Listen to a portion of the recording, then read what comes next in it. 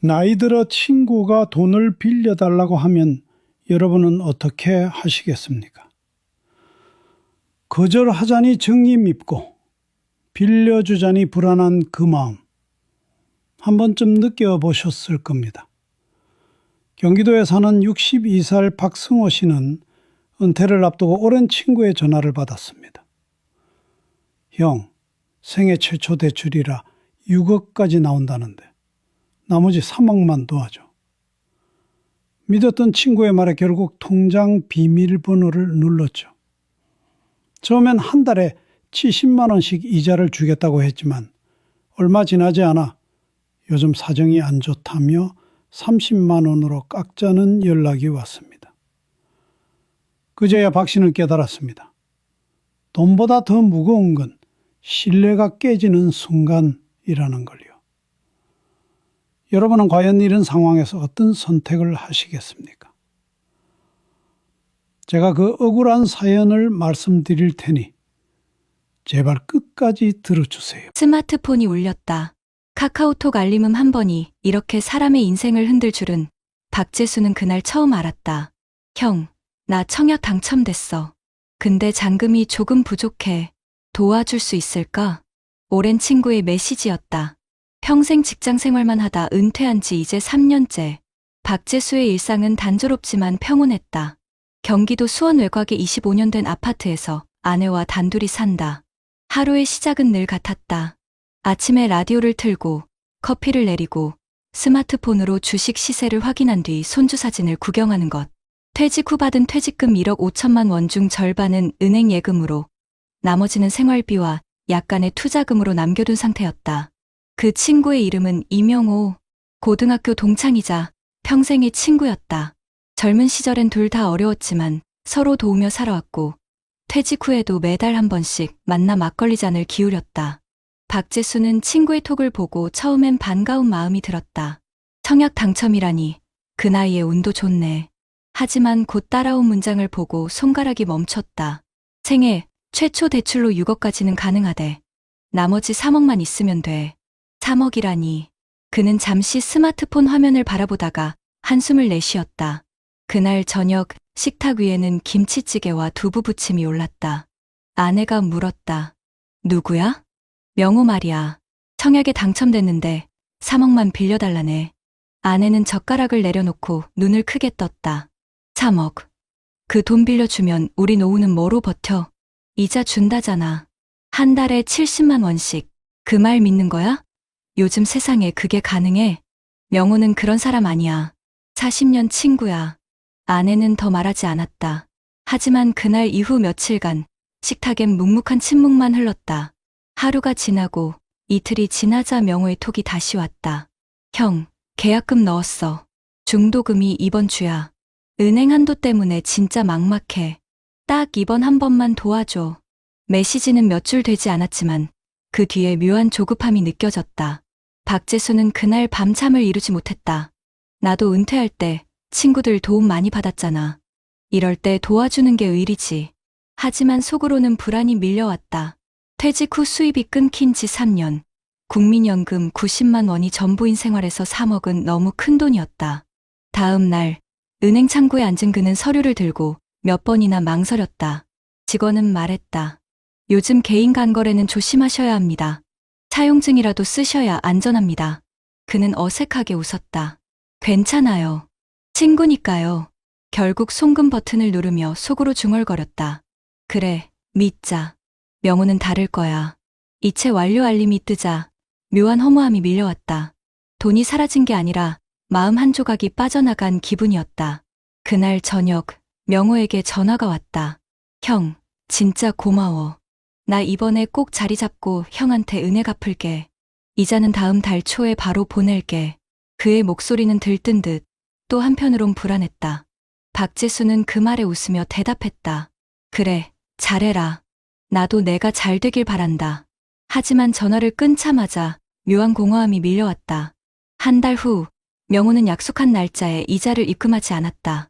대신 다음 날 오전에 도착한 문자가 있었다. 형, 이번 달은 좀 힘들어. 30만 원만 먼저 보낼게. 30만 원. 약속했던 70만 원에서 절반도 안 되는 금액이었다. 박재수는 한참을 메시지를 바라보다 짧게 답했다. 그래, 괜찮다. 하지만 마음은 괜찮지 않았다. 그 후로 명호의 연락은 점점 줄었다.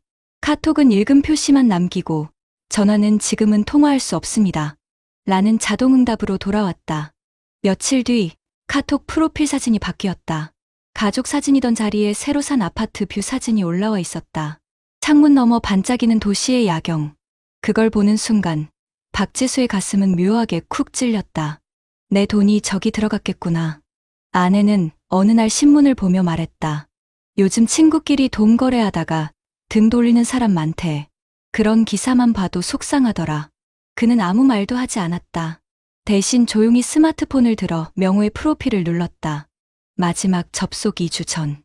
시간이 흐를수록 명호의 그림자는 멀어져 갔다. 박재수는 퇴직 후 처음으로 고독이라는 단어를 실감했다. 그러던 어느 날 우연히 다른 친구에게서 명호의 근황을 들었다. 야, 명호 요즘 바쁘대. 이사도 했다고 하던데. 그 말이 끝나기도 전에 박재수의 손은 본능적으로 스마트폰을 쥐었다. 연락을 할까 말까. 화면 위에는 여전히 명호라는 이름이 남아 있었다. 그는 손가락을 올렸다가 내렸다. 전송 버튼을 누르지 못한 채 한참을 바라보다가 결국 화면을 껐다. 그날 밤 그는 작은 소리로 혼잣말했다. 명호야, 그 돈보다 그 믿음이 더 컸다. 하지만 이 이야기는 아직 끝나지 않았다. 그의 마음속에는 여전히 혹시나 하는 희미한 기대가 남아 있었다. 다음 날 그는 마지막으로 명호에게 메시지를 보냈다. 잘 지내지? 혹시 이번 달엔 연락 줄 수 있을까? 그 메시지는 읽히지 않았다. 읽음 0. 그 숫자가 며칠째 그대로였다. 그의 눈엔 스마트폰 화면이 아니라 깨진 신뢰가 비쳐 보였다. 시간은 한 달, 두 달, 세 달을 넘겨 흘렀다. 명호의 연락은 더 이상 오지 않았다. 박재수는 매일 아침마다 스마트폰 알림을 확인하는 습관이 생겼다. 카톡 알림이 울릴 때마다 혹시나 하는 마음으로 화면을 켰지만 늘 실망으로 끝났다. 그의 아내는 더 이상 그 이야기를 꺼내지도 않았다. 대신 매달 줄어드는 통장 잔고를 바라보며 한숨을 쉬었다. 이젠 우리 생활비도 빠듯한데 이자라도 받아야지. 연락이라도 좀 해봐요. 됐어. 더 이상은 내 자존심이 허락 안 해. 박재수의 목소리는 낮고 깊었다. 믿었던 사람에게 상처받은 마음은 돈보다 훨씬 더 오래 남는 법이었다. 2025년 초겨울, 박재수는 친구 동창회에서 우연히 명호의 소식을 들었다. 명호? 요즘 잘 살던데. 새 아파트 들어갔잖아. 주차장에 외제차 댔다던데. 순간 귀가 멍해졌다. 그래. 그는 억지로 웃으며 대답했지만 속에서는 무언가 무너져 내렸다. 집으로 돌아오는 길, 버스 창밖으로 겨울해가 지고 있었다. 그는 스마트폰을 꺼내 명호의 이름을 검색했다. 새로 개설된 계정. 프로필 사진 속엔 웃고 있는 명호의 얼굴이 있었다. 배경에는 새 출발이라는 문구가 적혀 있었다. 그 짧은 단어가 박재수의 마음을 깊게 찔렀다. 그날 밤, 그는 도저히 잠을 이룰 수 없었다. 거실 불을 끄고 앉아 스마트폰을 손에 쥔 채 명호의 번호를 눌렀다. 지금은 전원이 꺼져 있어 연결할 수 없습니다. 몇 번이고 눌러봤지만 결과는 같았다. 손끝이 떨렸고 마음은 얼어붙었다. 내가 잘못한 건 뭘까? 믿은 게 죄인가? 그는 그렇게 혼잣말을 하며 불 꺼진 거실에서 한참을 앉아 있었다. 며칠 후 아들이 찾아왔다. 아버지, 요즘 왜 이렇게 힘 빠져 보여요? 괜찮다. 괜찮아 보이지 않는데요. 아들은 잠시 머뭇거리다가 조심스럽게 물었다. 혹시 친구분한테 돈 빌려주신 거예요? 박재수는 아무 말 없이 스마트폰을 내밀었다. 그 안에는 이체 내역이 그대로 남아 있었다. 3억 원 송금 완료 수신자 이명호. 아들은 말없이 한참을 그 화면을 바라봤다. 그리고 천천히 말했다. 아버지, 이건 친구가 아니라 사는 법을 모르는 사람이에요. 그 한마디에 박재수의 눈가가 붉어졌다. 며칠 후 아들은 부모님 대신 변호사 사무실을 찾아갔다. 하지만 돌아온 대답은 냉정했다. 차용증이 없으면 법적으로 입증이 어렵습니다. 문자 내용만으로는 금액 전체를 인정받기 힘듭니다. 그 말을 전해 들은 박재수는 말없이 고개를 숙였다. 차용증이라도 쓸 걸. 그는 그렇게 중얼거리며 한참 동안 아무 말이 없었다. 그날 밤, 그는 오랜만에 술 한 잔을 들이켰다. 쓰디 쓴 소주 한 모금이 목을 타고 내려가며 가슴을 더 시리게 만들었다. 시간이 흐르면서 그 사건은 가족에게도 깊은 상처로 남았다. 아내는 그 일을 언급하지 않았지만 가끔 저녁 뉴스에서 지인 간 금전사기라는 단어가 나올 때마다 텔레비전을 꺼버렸다. 아들은 여전히 묵묵히 부모를 챙겼지만 가끔씩 이젠 사람 너무 믿지 마세요라고 말했다. 그 말이 들릴 때마다 박재수는 조용히 스마트폰을 바라봤다. 그 화면 속엔 여전히 이명호라는 이름이 남아 있었다. 삭제하지 못한 채 매일 그 이름을 스쳐보는 것이 습관이 됐다. 그로부터 반년이 지났다. 봄이 찾아오고 아파트 단지의 벚꽃이 다시 피었다. 박재수는 오랜만에 공원 벤치에 앉아 있었다. 옆자리엔 같은 나이 또래의 노인이 앉아 신문을 읽고 있었다. 신문 일면엔 이런 제목이 보였다. 지인에게 돈 빌려주고 70%가 후에 고령층 피해 급증. 그 기사를 보며 박재수는 조용히 웃었다. 70%라 나도 그중 하나구나. 그는 주머니에서 스마트폰을 꺼냈다. 한참을 바라보다가 결국 명호의 이름을 눌렀다. 메시지 입력창에 이렇게 썼다. 명호야, 내가 잘 지내길 바란다. 돈은 이제 잊었다. 대신 내가 내 마음을 조금이라도 기억해줬으면 좋겠다. 그리고 전송 버튼을 눌렀다. 몇 초 뒤 메시지를 보낼 수 없습니다라는 회신이 떴다. 계정이 완전히 삭제된 것이었다. 그 순간 박재수는 이상하게도 눈물이 아닌 미소를 지었다. 그래, 이제 정말 끝이구나. 집으로 돌아오는 길, 그는 스마트폰을 끄고 주머니에 넣었다. 바람이 불어오고 벚꽃이 피 흩날렸다. 그는 잠시 하늘을 올려다보며 중얼거렸다. 이젠 돈보다 마음을 아껴야 할 때구나. 그날 이후 그는 스마트폰 알림음을 꺼버렸다. 누구의 연락도 기다리지 않겠다는 결심이었다. 한 달 뒤, 그는 지역 복지관의 노년 심리상담 프로그램에 등록했다. 상담사는 첫날 조용히 물었다. 요즘 가장 외로운 순간이 언제세요? 박재수는 잠시 웃으며 말했다. 전화 올 줄 알고 스마트폰을 손에 쥐고 있을 때요. 이젠 알람이 울리지 않아도 괜찮아졌습니다. 그 말에 상담사는 고개를 끄덕였다. 그날 집으로 돌아와 그는 오랜만에 거실 창문을 열었다. 봄바람이 들어왔고 아내가 작은 목소리로 물었다. 이제 괜찮아? 응, 이제 괜찮아. 그래도 사람은 믿을 만한 사람도 있잖아. 그는 미소를 지었다. 맞아, 그게 너야. 아내는 아무 말 없이 그의 손을 꼭 잡았다. 그날 밤, 침대 옆 탁자 위 스마트폰 화면이 어둠 속에서 희미하게 빛났다. 박재수는 천천히 화면을 켜서 오래된 사진첩을 열었다. 거기엔 젊은 시절 친구들과 찍은 단체 사진이 있었다. 웃고 있던 명호의 얼굴을 손가락으로 한번 쓸어내리며 그는 조용히 말했다. 그래도 고맙다. 덕분에 사람 보는 눈이 조금은 생겼다. 그날 이후 박재수는 매일 새벽 공원 벤치에 앉아 커피를 마시며 사람들을 바라봤다. 서로 인사하고 대화 나누는 이웃들의 모습 속에서 그는 다시 세상과 연결되는 법을 배웠다. 스마트폰은 여전히 그의 손에 있었지만 더 이상 외로움의 창이 아니었다. 그는 이제 그 화면을 통해 돈이 아니라 세상과 마음을 나누는 법을 배우고 있었다. 그리고 마지막으로 그는 일기장에 한 줄을 적었다. 사람은 믿음으로 상처받지만 결국 또 믿음으로 살아간다. 여러분 어떠시나요? 위의 사례는 정말 비참하고 서글픈 인생 아닌가요? 하지만 지금부터 소개해드리는 이야기는 정반대의 선택으로 행복한 노후를 보내고 있는 한 사람의 이야기입니다. 서울 강동구의 한 오래된 아파트, 67살 정인호 씨의 하루는 조용하지만 단단했다. 30년 넘게 구청 공무원으로 일하다가 63세에 은퇴했다. 퇴직금은 따로 없지만 매달 들어오는 공무원 연금 230만 원으로 아내와 둘이 사는 삶에 큰 불편은 없었다. 은퇴 후에는 동네 복지관에서 무료 법률 상담 봉사를 하고 주말엔 텃밭을 가꾸며 시간을 보냈다. 그는 자주 말했다. 돈은 사람을 시험하게 만들고 신뢰는 그 시험에 무너지는 법이야. 이 말은 오랜 세월 민원인을 상대하며 배운 인생의 결론이었다. 그러던 어느 봄날이었다. 카카오톡 알림이 울렸다. 스마트폰 화면에는 오랜 친구 윤태섭 이름이 떠 있었다. 인호야, 나 청약에 당첨됐어. 근데 잔금이 부족해서 죽겠네. 3억만 도와줄 수 있을까? 그 문장을 읽는 순간 정인호의 눈빛이 잠시 멈췄다. 그는 한참 동안 휴대폰을 들고 아무 말도 하지 못했다. 윤태섭은 40년 직이었다. 젊은 시절 함께 등산 다니고 퇴직 후에도 술 한잔하며 세월을 나누던 친구였다. 그는 늘 열정적이고 의리 있는 성격이었지만 돈 앞에서는 조금 가벼웠다. 퇴직 후에도 부동산 투자, 코인, 주식 등 여러 일을 벌였다가 번번이 손해를 봤다는 소문이 있었다. 정인호는 그때를 떠올렸다. 지난번에도 투자 얘기하더니 이번엔 청약이야. 스스로에게 중얼거리며 서랍을 열었다.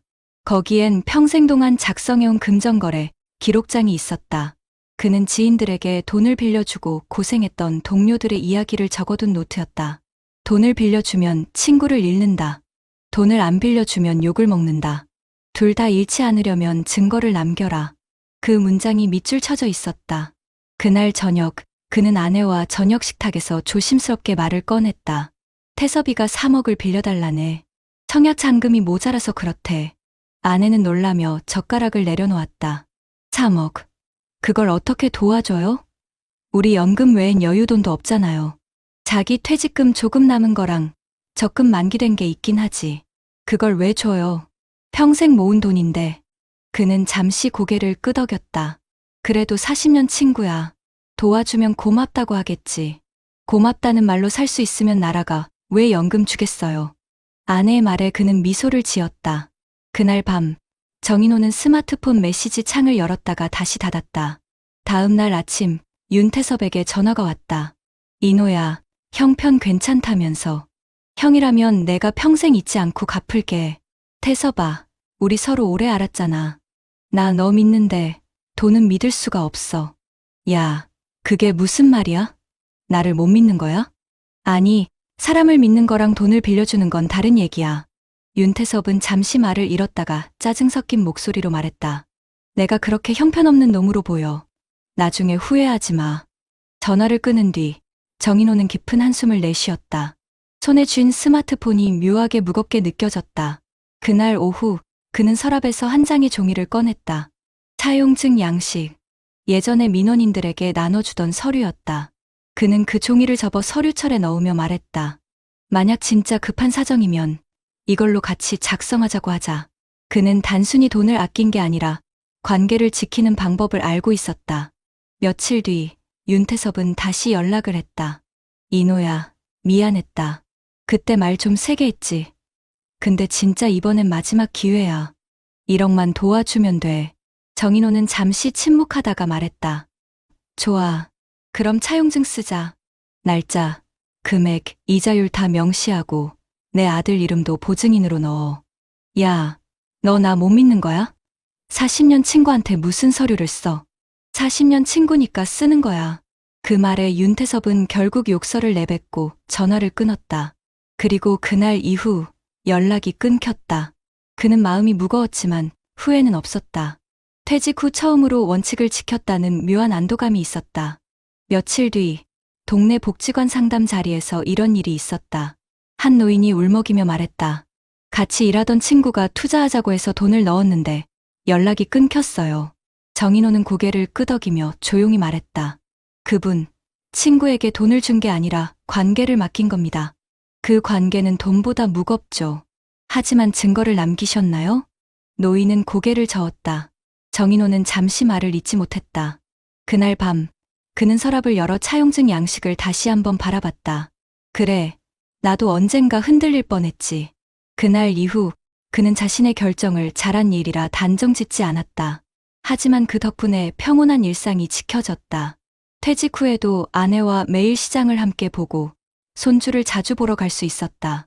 무엇보다 그는 매일 저녁 서랍을 열어 차용증을 확인하며 스스로에게 말했다.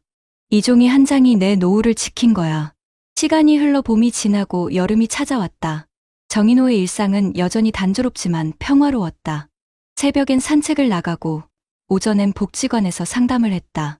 퇴직 후 4년이 지나도록 그에게는 경제적 불안이란 단어가 없었다. 매달 들어오는 연금으로 아내와 오순도순 밥을 먹고 한 달에 한 번은 가족과 외식을 했다. 당신은 은퇴하고도 마음이 편해 보여. 아내의 말에 그는 웃으며 대답했다. 편한 건 아니야. 다만 욕심이 없을 뿐이지. 그렇게 평온하던 어느 날 예상치 못한 전화가 걸려왔다. 인호야, 나야 태섭이. 오랜만에 듣는 이름이었다. 그는 잠시 숨을 고르고 말했다. 그래, 잘 지냈냐? 나 미안하다. 그때는 급해서 그랬다. 근데 나 지금 많이 힘들다. 전화기 너머로 들리는 목소리는 이전보다 한참 낮고 거칠었다. 정인호는 조용히 물었다. 무슨 일 있었냐? 그때 청약 당첨된 집 말이야. 잔금 맞추려고 여기저기 돈 빌렸다가 결국 경매로 넘어갔어. 지금은 월세방 살고 가족들도 다 흩어졌어. 그때 너라도 도와줬으면 살 수 있었을 텐데. 그 말에 정인호는 잠시 눈을 감았다. 바로 그 순간 가슴 한편이 묘하게 시렸다. 태서봐. 그때 내가 돈을 안 빌려준 건 미안하다. 하지만 그 돈을 줬다면 나도 지금 내 옆에 앉아 있었을 거야. 한참 침묵이 흘렀다. 맞아. 내 말이 맞다. 그땐 세상이 내 편인 줄 알았거든. 그 말이 끝나자 전화기 너머에서 흐느끼는 소리가 들렸다. 정인호는 조용히 스마트폰을 내려놓았다. 그리고 창문을 열었다. 바람이 불어왔고 커튼이 천천히 흔들렸다. 그날 밤 아내가 물었다. 누구야? 태섭이야. 결국 집 잃었대. 그래도 이제는 후회 안 되죠? 그는 잠시 생각하다가 고개를 끄덕였다. 후회는 안 해. 다만 마음이 좀 짠하다. 아내는 그의 손을 잡았다. 당신이 원칙을 지켜서 우리 인생이 지켜진 거예요. 그 사람은 돈을 잃었지만 당신은 믿음을 지켰잖아요. 그 말에 정인호는 미소를 지었다. 그래, 그럴지도 모르지. 다음 날 그는 복지관 상담실에서 한 중년 남성을 만났다. 그 남성은 떨리는 목소리로 말했다. 선생님, 친구가 급하게 돈이 필요하다고 해서 2천만 원 빌려줬는데요. 지금 연락이 끊겼어요. 정인호는 고개를 끄덕이며 말했다. 그 친구, 나쁜 사람일 수도 있지만 더 큰 잘못은 당신이 감정으로 결정한 거예요. 남성은 눈시울을 붉혔다. 그럼 어떻게 해야 할까요? 그는 조용히 웃으며 말했다. 다음엔 감정이 아니라 원칙으로 판단하세요. 그게 당신 인생을 지키는 첫 번째 보험이에요. 그날 저녁, 그는 서랍을 열어 오래된 차용증 양식을 꺼냈다. 모서리가 닳고 글씨가 바랜 종이. 그 위에는 작은 글씨로 이렇게 적혀 있었다. 신뢰는 기록될 때 오래 간다. 그 문장을 천천히 읽던 그는 조용히 종이를 접어 서랍 속에 넣었다. 그리고 중얼거렸다. 이건 나를 지켜준 약속이야. 시간이 흘러 그에게도 나이가 들어왔다. 이젠 스마트폰보다 안경을 더 자주 찾게 됐고 복지관보단 근처 공원 벤치에 앉아 커피를 마시는 시간이 많아졌다. 하지만 그의 표정은 늘 평온했다. 가끔 지나가던 이웃이 인사했다. 정 선생님, 오늘도 상담 있으세요? 아니요. 오늘은 제 마음이 상담 중이에요. 그의 유머에 사람들은 웃었다. 가을이 되었을 무렵 그는 편지 한 통을 받았다. 보낸 사람은 윤태섭이었다. 봉투 속에는 짧은 메모와 함께 10,000원짜리 2장이 들어 있었다. 그때의 이자라도 조금 돌려주고 싶었다. 고맙다, 친구야. 넌 나보다 훨씬 어른이었다. 정인호는 한참 동안 편지를 바라봤다. 그리고 그 10,000원짜리 2장을 접어 서랍 속 차용증 옆에 넣었다. 그는 아내에게 말했다. 태섭이가 보냈어. 이자라네. 그래도 성의는 있네요. 응. 그리고 그게 전부일지도 몰라. 그날 밤 그는 일기장에 이렇게 적었다. 사람은 돈으로 넘어지지만 원칙으로 일어선다. 내가 잃은 건 없다. 내가 얻은 건 평온한 하루다. 창밖에는 늦가을 비가 내리고 있었다. 정인호는 커튼을 젖히며 잠시 밖을 바라봤다. 도로 위 가로등 불빛이 비에 젖어 흔들렸다. 그는 그 불빛을 바라보며 조용히 말했다. 누구나 흔들릴 수 있지. 하지만 꺾이진 말자. 다음 날 아침 복지관 상담 일지에 그는 이런 글을 남겼다. 원칙은 차갑지만 그 덕분에 인생은 따뜻해진다. 그리고 사인을 남겼다. 정인호. 그는 여전히 서랍 속 차용증을 꺼내본다. 그 종이는 돈이 아니라 인생의 좌표처럼 남아 있었다. 그가 평생 공무원으로 일하며 배운 것은 단 하나였다. 남의 민원보다 더 무서운 건 내 마음의 민원이다. 그 민원을 다스린 덕분에 그의 노후는 여전히 고요하고 또 단단했다. 여러분, 우리나라에서는 실제로 60대 이상 은퇴 세대의 가계부채 증가와 노후 준비의 실패가 정신건강까지 위협한다는 연구가 계속 나오고 있습니다. 한 국내 경제연구기관의 분석에 따르면 한국 고령 가구의 자산 증가보다 부채 증가폭이 훨씬 더 컸다고 합니다. 즉, 자산이 늘어도 빚이 더 빠르게 늘면서 노인 가구의 상환 부담이 해마다 심해지고 있다는 겁니다. 또 다른 통계에서는 60세 이상 또는 65세 이상 차주의 가계부채 비중이 지난 10년간 크게 늘었다고 합니다. 10여 년 전에는 전체 부채의 15% 정도였던 것이 최근에는 20%를 넘겼다고 하죠. 은퇴 후에도 빚을 갚지 못하거나 오히려 새로운 대출을 내는 노인이 늘고 있다는 뜻입니다. 이런 현실은 단순히 돈의 문제가 아니라 마음의 문제로 이어지고 있습니다. 국내 한 보건사회연구 보고서에 따르면 부채를 지고 있는 노인일수록 우울감과 불안 증세가 더 높게 나타났다고 합니다. 자산이 적고 부채가 많은 경우에는 삶의 만족도가 크게 떨어지고 인간관계나 건강에도 악영향을 미친다는 결과도 있습니다. 즉, 노후 준비가 부족한 상태에서 채무까지 지게 되면 재정적인 위기뿐 아니라 정신적인 불안까지 함께 찾아온다는 겁니다. 이런 이유로 전문가들은 지인 간 금전거래가 단순한 재정 문제가 아니라 노년기의 정신적 안정성에도 직접적인 영향을 준다고 경고합니다. 해외 연구 결과도 비슷합니다. 여러 나라에서 진행된 조사에 따르면 대부분의 성인은 물가나 인플레이션 개념은 알고 있지만 복리 개념을 제대로 이해하는 사람은 절반도 되지 않았다고 합니다. 또 유럽 지역의 한 조사에서는 50대에서 60대 사이의 성인 5명 중 1명이 최근 한 달 안에 생활비 부족으로 대출이나 신용을 사용했다고 답했습니다. 이는 단순한 소비 문제가 아니라 퇴직 후에도 재정 불안이 쉽게 사라지지 않는다는 사실을 보여줍니다. 결국 돈을 빌려주거나 빌리는 결정은 인간관계의 문제가 아니라 인생 전체의 안정과 연결된 선택이라는 겁니다. 무엇보다 한국의 현실은 더 심각합니다. 통계청과 경제연구기관의 공동조사 결과 우리나라의 노인 빈곤율은 OECD 국가 중 가장 높다고 합니다.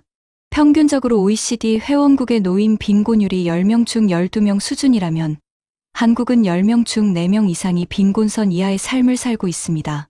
다시 말해 연금이 있든 집이 있든 일정 부분의 재정적 불안은 대부분의 노인들에게 공통된 문제라는 겁니다. 특히 부채를 지고 있는 노후라면 그 위험은 훨씬 더 커집니다. 실제로 부채가 있는 노인의 상당수가 의료비나 생활비를 줄여야 했다고 답했으며 일부는 심리적 압박으로 대인관계를 단절하는 경우도 있었다고 합니다. 또 한 가지 중요한 사실은 빠른 고령화 속도입니다. 통계청은 앞으로 50년 뒤 우리나라의 65세 이상 인구가 전체 인구의 절반 가까이 될 수 있다고 예측합니다. 고령화가 심화될수록 퇴직 후 수입이 줄고 그만큼 가족이나 지인에게 경제적으로 의존하는 경우가 많아집니다.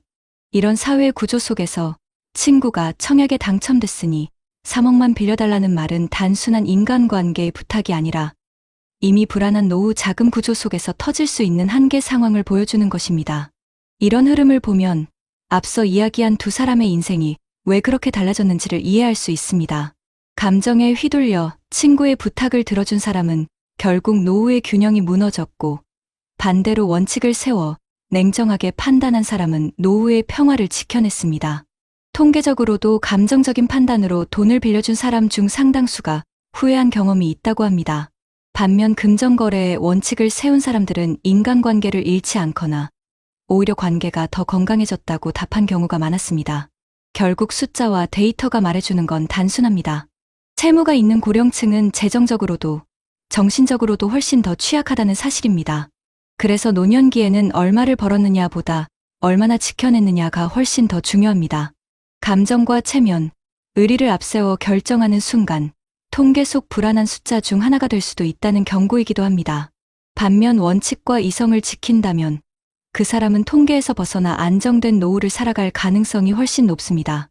여러분, 돈은 사람 사이를 시험하지만 결국 그 시험을 통과하는 건 돈이 아니라 마음입니다. 통계가 말해주는 건 결국 한 가지입니다. 감정보다 원칙으로, 체면보다 현실로, 그리고 일시적인 동정보다 평생의 안정을 선택해야 한다는 것. 그것이 바로 흔들리지 않는 노후의 출발점이라는 사실입니다. 여러분, 그렇다면 이처럼 친구에게 수억 원을 빌려주는 선택이 노후의 균형을 흔들었다면 과연 어떤 정책과 제도가 노후를 지켜줄 수 있을까요? 지금부터 국내 제도와 해외 사례를 통해 실현 가능한 해결책을 살펴보겠습니다. 먼저 국내 정부와 지방자치단체는 이미 노인을 위한 여러 안전망을 갖추고 있습니다. 대한민국에서는 65세 이상 노인에게 매월 일정액을 지급하는 기초연금과 별도로 기초연금 확대 정책으로 저소득, 노인의 생활 안정을 도모해왔습니다. 이 정책이 노인 빈곤율이 높은 현실에서 일정한 버팀목 역할을 하고 있다는 보고가 있습니다. 또한 금융감독당국과 채무조정기관이 시행하는 가계부채 구조조정 프로그램도 주목할 만합니다.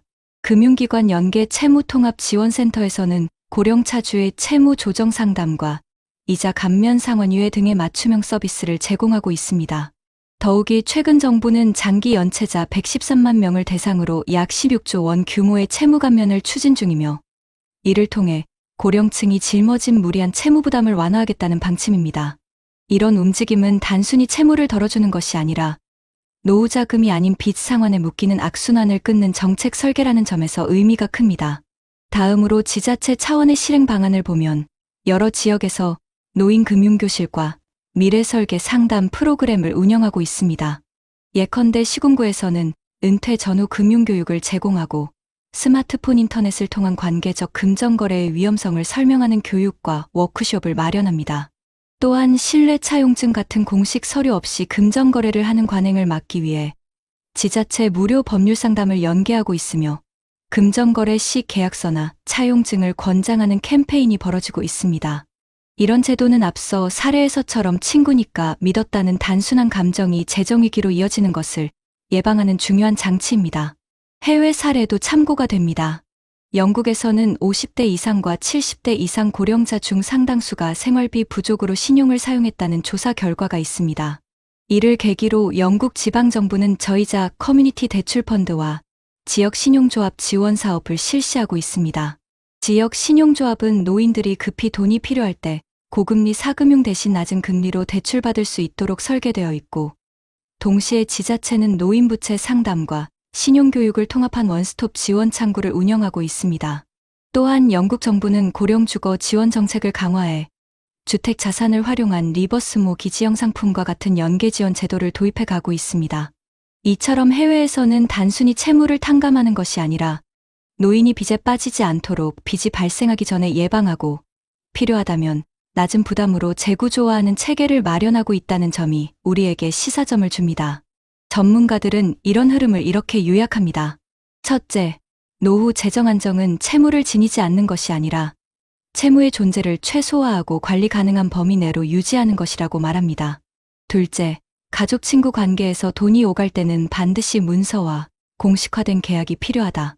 특히 은퇴 이후에는 관계보다 자산이 더 중요하다라는 지적이 나옵니다. 셋째, 지자체와 금융기관이 협력해 노인 맞춤형 채무 상담과 금융교육을 실시할 때 은퇴 이후 연령층의 채무 리스크가 통계적으로 유의미하게 감소했다는 연구 결과도 있습니다. 그렇다면 여러분은 이 제도들을 어떻게 활용하실 수 있을까요? 첫째, 연금예금 부채 현황을 한번 표로 정리해 보시고 지자체나 금융감독기관에서 진행하는 무료 채무상담 금융교육 프로그램에 신청해 보십시오. 둘째, 친구나 지인에게 돈을 빌려주거나 빌리는 상황이 생겼을 때는 감정이 아닌 원칙을 세우십시오. 차용증을 작성하고 금액이자 상환일을 명시하고 가능하다면 보증인을 두는 것도 좋은 방법입니다. 셋째, 만약 이미 채무가 있다면 금융기관이나 조정센터에 연락해 상환 방식 조정이자 감면 상환유예 등의 옵션을 상담받으십시오. 마지막으로 지역 신용조합저이자 대출 상품 등 해외에서 검증된 방식도 있으니 지자체 복지 포털이나 금융기관 홈페이지에서 유사 제도를 확인하는 것이 좋습니다.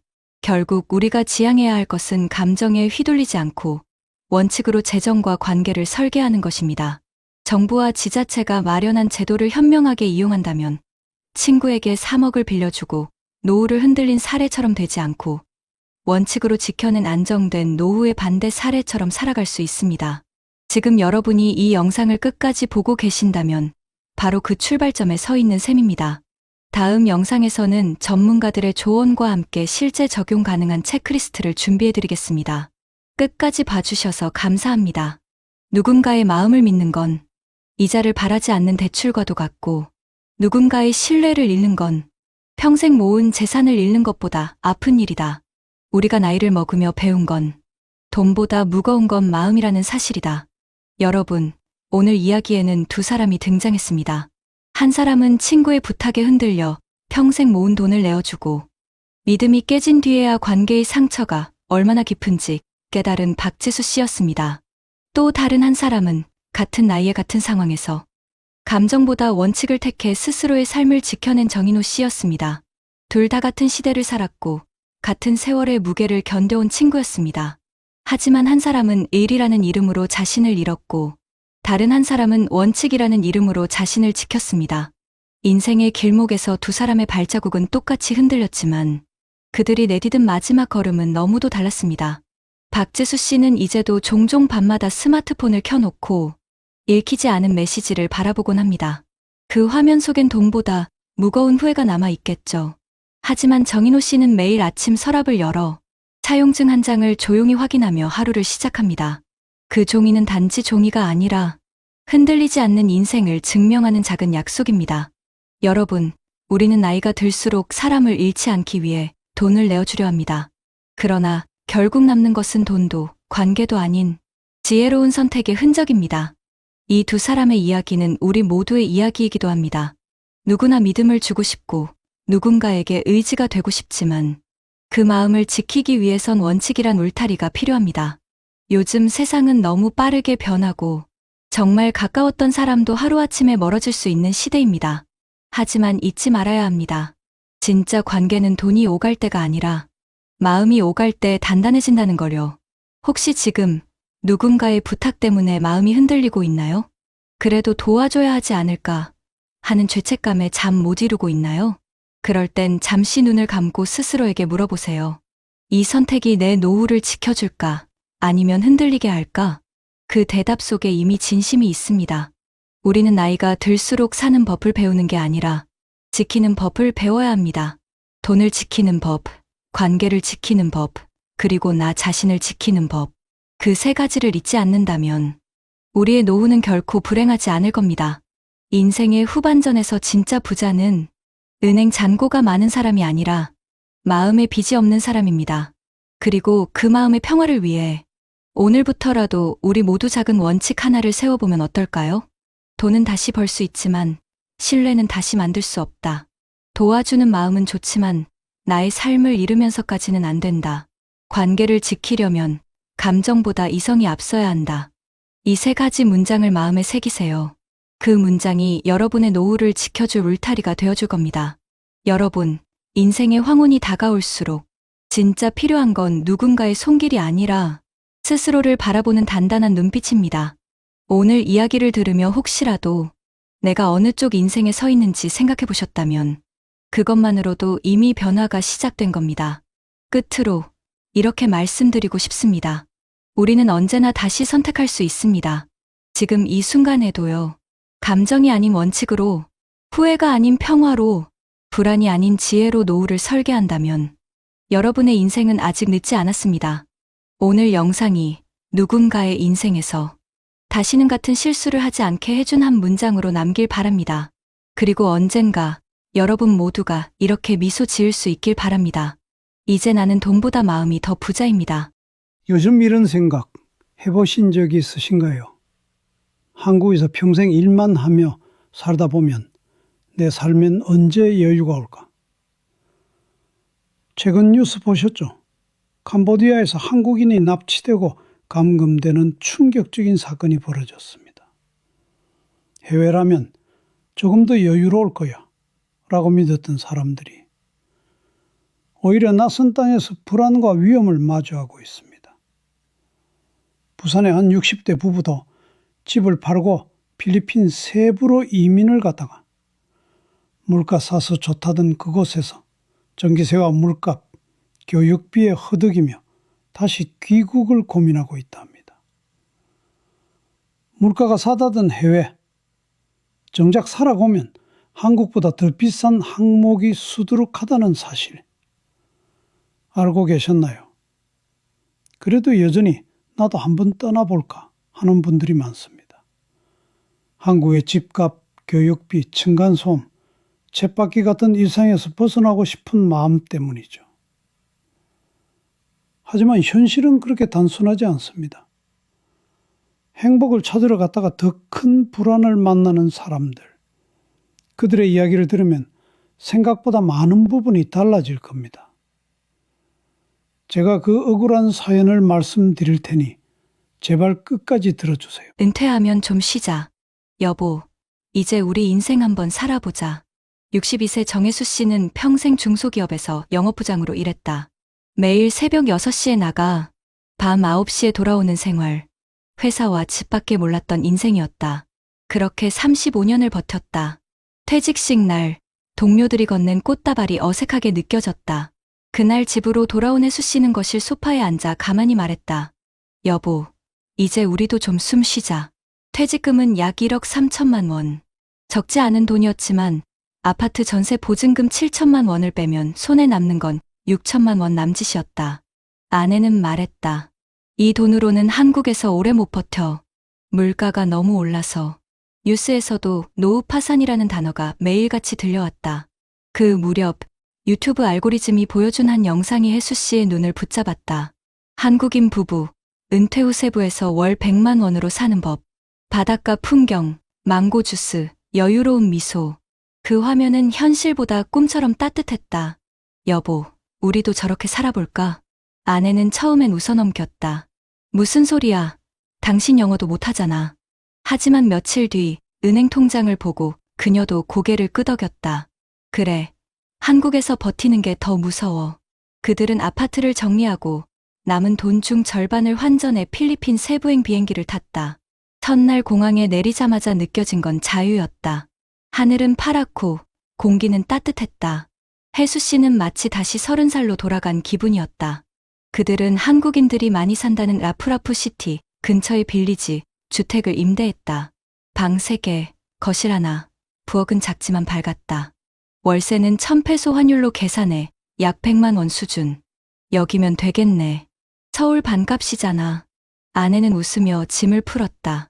냉장고, 세탁기, 에어컨까지 다 있는 집. 그런데 첫날 밤 에어컨에서 쌩쌩한 바람과 함께 끼익거리는 쇳소리가 울렸다.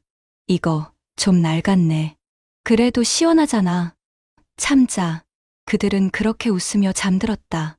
하지만 한 달 뒤 첫 전기요금 고지서를 받는 순간 둘 다 말을 잃었다. 30만 원이 넘네? 이게 어떻게 싸다는 거야? 필리핀은 덥지만 전기가 비쌌다. 낮엔 에어컨을 꺼도 밤엔 더워서 도저히 잘 수 없었다. 결국 둘은 선풍기로 버텼고 새벽엔 모기 때문에 잠을 설쳤다. 냉장고 위에는 녹슨 부엌 수전이 반짝였다. 처음엔 그 녹이 신경 쓰이지 않았다. 하지만 어느 날 아내가 설거지를 하다 말없이 말했다. 이 녹슨 수도꼭지, 우리 인생 같아. 겉은 멀쩡한데 속은 썩고 있었나 봐. 그 말에 혜수 씨는 대꾸하지 못했다. 둘은 매일 저녁 동네 슈퍼 앞에서 만난 한국 교민들과 이야기를 나눴다. 여기서 오래 살다 보면 다들 다시 한국 가고 싶어 해요. 왜요? 물가 싸다면서요? 싸긴 한데 이상하게 돈이 자꾸 새요. 병원비, 전기세, 정수기 물값. 혜수 씨는 고개를 끄덕였다. 병원비 이야기가 나올 때마다 가슴이 쿵 내려앉았다. 그는 고혈압약을 10년째 복용 중이었다. 여보, 여기 병원비 얼마나 하는지 알아봤어? 한국보다 싸대. 보험은? 그건 안 돼. 외국인은 자비래. 그날 밤 혜수 씨는 몰래 침대에서 계산기를 두드렸다. 남은 돈, 월세, 생활비, 약값. 1년 버티면 끝이었다. 게다가 큰아들 준호가 전화를 걸어왔다. 아버지, 동생 대학 등록금 좀 도와주실 수 있을까요? 순간 혜수 씨는 숨이 막혔다. 지금 우리가 여유가 없어서. 아들은 한참 말이 없었다. 아버지, 나중에 한국 돌아오시면 연락 주세요. 뚝, 통화가 끊겼다. 그날 이후 부부는 대화가 줄었다. 아내는 매일 창문 앞에서 바다를 바라봤다. 이곳에 와서 행복할 줄 알았는데 왜 이렇게 외롭지? 우리도 언젠가 적응하겠지. 혜수 씨는 그렇게 말했지만 그의 눈은 이미 피로로 가득했다. 시간이 지날수록 집안에 작은 불편함들이 쌓였다. 정수기 물이 자주 끊기고 수도꼭지에서는 녹물이 나왔다. 벽은 습기로 검게 변했고 바닥 타일 틈에 곰팡이가 피어났다. 밤이면 개 짖는 소리와 모기 소리가 섞여 잠들기 어려웠다. 여보, 이 소리 좀 들어봐. 하루 종일 시끄러워. 괜찮아. 서울보단 조용하지. 그들은 그렇게 서로를 위로했다. 하지만 가장 큰 문제는 사람이었다. 처음엔 친절했던 교민 중 한 사람이 어느 날 연락이 끊겼다. 나중에 알게 된 사실은 충격이었다. 캄보디아에서 한국인 납치 사건 터진 거 들으셨어요? 그분, 거기 다녀오신 거래요. 그 이야기를 들은 밤, 혜수 씨는 쉽게 잠들지 못했다. 여보, 세상에 쉬운 게 없네. 여유로운 나라라더니 더 무섭잖아. 그날 새벽, 그는 부엌으로 내려가 녹슨 수도꼭지를 바라봤다. 물 한 줄기가 천천히 떨어졌다. 우린 지금 도대체 뭐 하고 있는 걸까? 그의 눈빛엔 두려움과 후회, 그리고 아주 작은 희망이 섞여 있었다. 그는 아직 한국으로 돌아갈 용기가 없었다. 하지만 이곳에서 버틸 자신도 없었다. 그날 이후 혜수 씨는 매일 새벽 4시에 깼다. 습기가 잔뜩 찬 공기 속에서 낡은 선풍기만 덜컥거리며 돌아갔다. 천장에 매달린 전등에서는 물방울이 하나씩 떨어졌다. 이 습기, 언제쯤 마를까? 그가 중얼거리자 옆에서 아내가 낮은 목소리로 말했다. 여보, 나 한국 돌아가고 싶어. 그 한마디가 오래 남았다. 하지만 돌아갈 수 없었다. 전세 보증금은 이미 세부 생활비로 대부분 소진됐고 남은 예금도 몇백만 원뿐이었다. 지금 돌아가면 우린 어디서 살아? 그래도 여긴 너무 불안해. 요즘 뉴스 봤잖아. 며칠 전 한국 언론에서는 캄보디아에서 납치된 한국인 부부 소식이 연일 보도됐다. 그 사건은 혜수 씨 부부의 마음속 두려움을 자극했다. 이곳도 결코 안전하지 않다는 걸 깨달은 것이다. 밤마다 창문 잠금을 확인하고 문고리에 자물쇠를 하나 더 걸었다. 우리 이제 어디까지 온 걸까? 생활비는 점점 줄어들었다. 전기요금은 오르고 정수기 물통 교체비도 배로 뛰었다. 아내는 시장에서 사온 채소를 하루에 한 번씩 삶아두었다. 이제 김치도 아껴 먹어야겠다. 혜수 씨는 미소를 지었지만 마음속에선 자책이 솟구쳤다. 이게 내가 꿈꾸던 노후였나. 어느 날 한국에 있는 둘째 아들이 영상통화를 걸어왔다. 화면 속에서 손주가 해맑게 말했다. 할아버지, 우리 유치원에서 할머니 할아버지 초청날이 있어요. 오실 수 있어요? 그 말에 아내는 화면을 붙잡고 웃었다. 할미가 꼭 갈게. 조금만 기다려. 하지만 통화를 끊자마자 그녀의 눈가에서 눈물이 흘렀다. 여보, 우리 애들한테까지 이렇게 거짓말해야 해. 혜수 씨는 아무 말도 할 수 없었다. 며칠 후, 그는 우연히 한교민 모임에 참석했다. 다들 겉으론 밝았지만 표정은 어딘가 어두웠다. 요즘 다들 힘들지요? 전기도 비싸고 물도 잘 안 나오고. 그래도 버텨야죠. 한국 돌아가면 갈 데가 없잖아요. 그 대화가 혜수 씨의 마음에 박혔다. 그래, 다들 나처럼 버티고 있구나. 그날 밤, 그는 다시 부엌에 앉았다. 조용한 어둠 속, 녹슨 수도꼭지 아래로 물방울이 뚝뚝 떨어졌다. 텅 빈 소리 같네. 우리 인생도 이제 다 떨어졌나. 아내가 다가와 그의 어깨에 손을 얹었다. 당신, 우리 다시 한국 가요. 돈은 없어도 우리 애들 얼굴 보면서 사는 게 낫잖아요. 그는 대답 대신 손을 꼭 쥐었다. 한참을 그렇게 앉아 있었다. 며칠 뒤, 부부는 세부 공항으로 향했다. 짐이라곤 낡은 캐리어 2개뿐이었다. 출국장 앞에서 아내가 말했다. 여보, 이 수도꼭지 꼭 기억해요. 우리가 왜 여기까지 왔는지, 그리고 왜 돌아가는지도. 그 말에 혜수 씨는 작게 웃었다. 그래, 다시는 현실을 피하려고 도망치진 말자. 인천공항에 도착했을 때 공기는 차가웠지만 낯익었다. 비행기 창문으로 보이던 한국의 회색 도시가 이상하게 따뜻해 보였다. 아들은 공항으로 마중 나와 있었다. 아버지, 어머니 이제 집으로 가요. 그 말에 혜수 씨는 처음으로 깊은 숨을 내쉬었다. 그들은 지금 경기도 외곽의 오래된 빌라에 살고 있다. 엘리베이터도 보일러도 낡았지만 새벽마다 들려오는 김치찌개 냄새가 좋았다. 아내는 부엌에서 다시 요리를 시작했다. 녹슨 수도꼭지 대신 싱크대 위에는 새 은색 수전이 달려 있었다. 그 물줄기를 바라보며 혜수 씨는 조용히 말했다. 이제 진짜 우리 인생을 살아야겠네. 밤이 깊어갈수록 그가 떠나왔던 세부의 바다는 멀어졌고 그 빈자리를 대신 채운 건 가족의 온기와 현실의 무게였다. 그는 이제야 깨달았다. 행복은 먼 곳에서 사는 게 아니라 지금 함께 있는 사람 옆에서 버티며 살아가는 것이라는 걸. 그리고 화면 밖에서 이 이야기를 듣고 있던 누군가도 조용히 자신의 삶을 떠올렸다. 나라도 이 나이라면 나도 그럴 것 같다. 여러분 어떠시나요? 위의 사례는 정말 비참하고 서글픈 인생 아닌가요? 하지만 지금부터 소개해드리는 사례는 정반대의 선택으로 행복한 노후를 보내고 있는 분을 소개해드리겠습니다. 경기도 용인에 사는 64세 이정우 씨. 그는 평생을 시청에서 근무한 공무원이었다. 젊을 땐 화려하지 않았지만 늘 안정적이었다. 퇴직식 날 직원들이 건넨 카네이션을 가슴에 달며 그는 생각했다. 나는 돈은 많이 못 벌었지만 후회 없는 길을 걸었어. 그는 매달 230만 원의 공무원 연금을 받았다.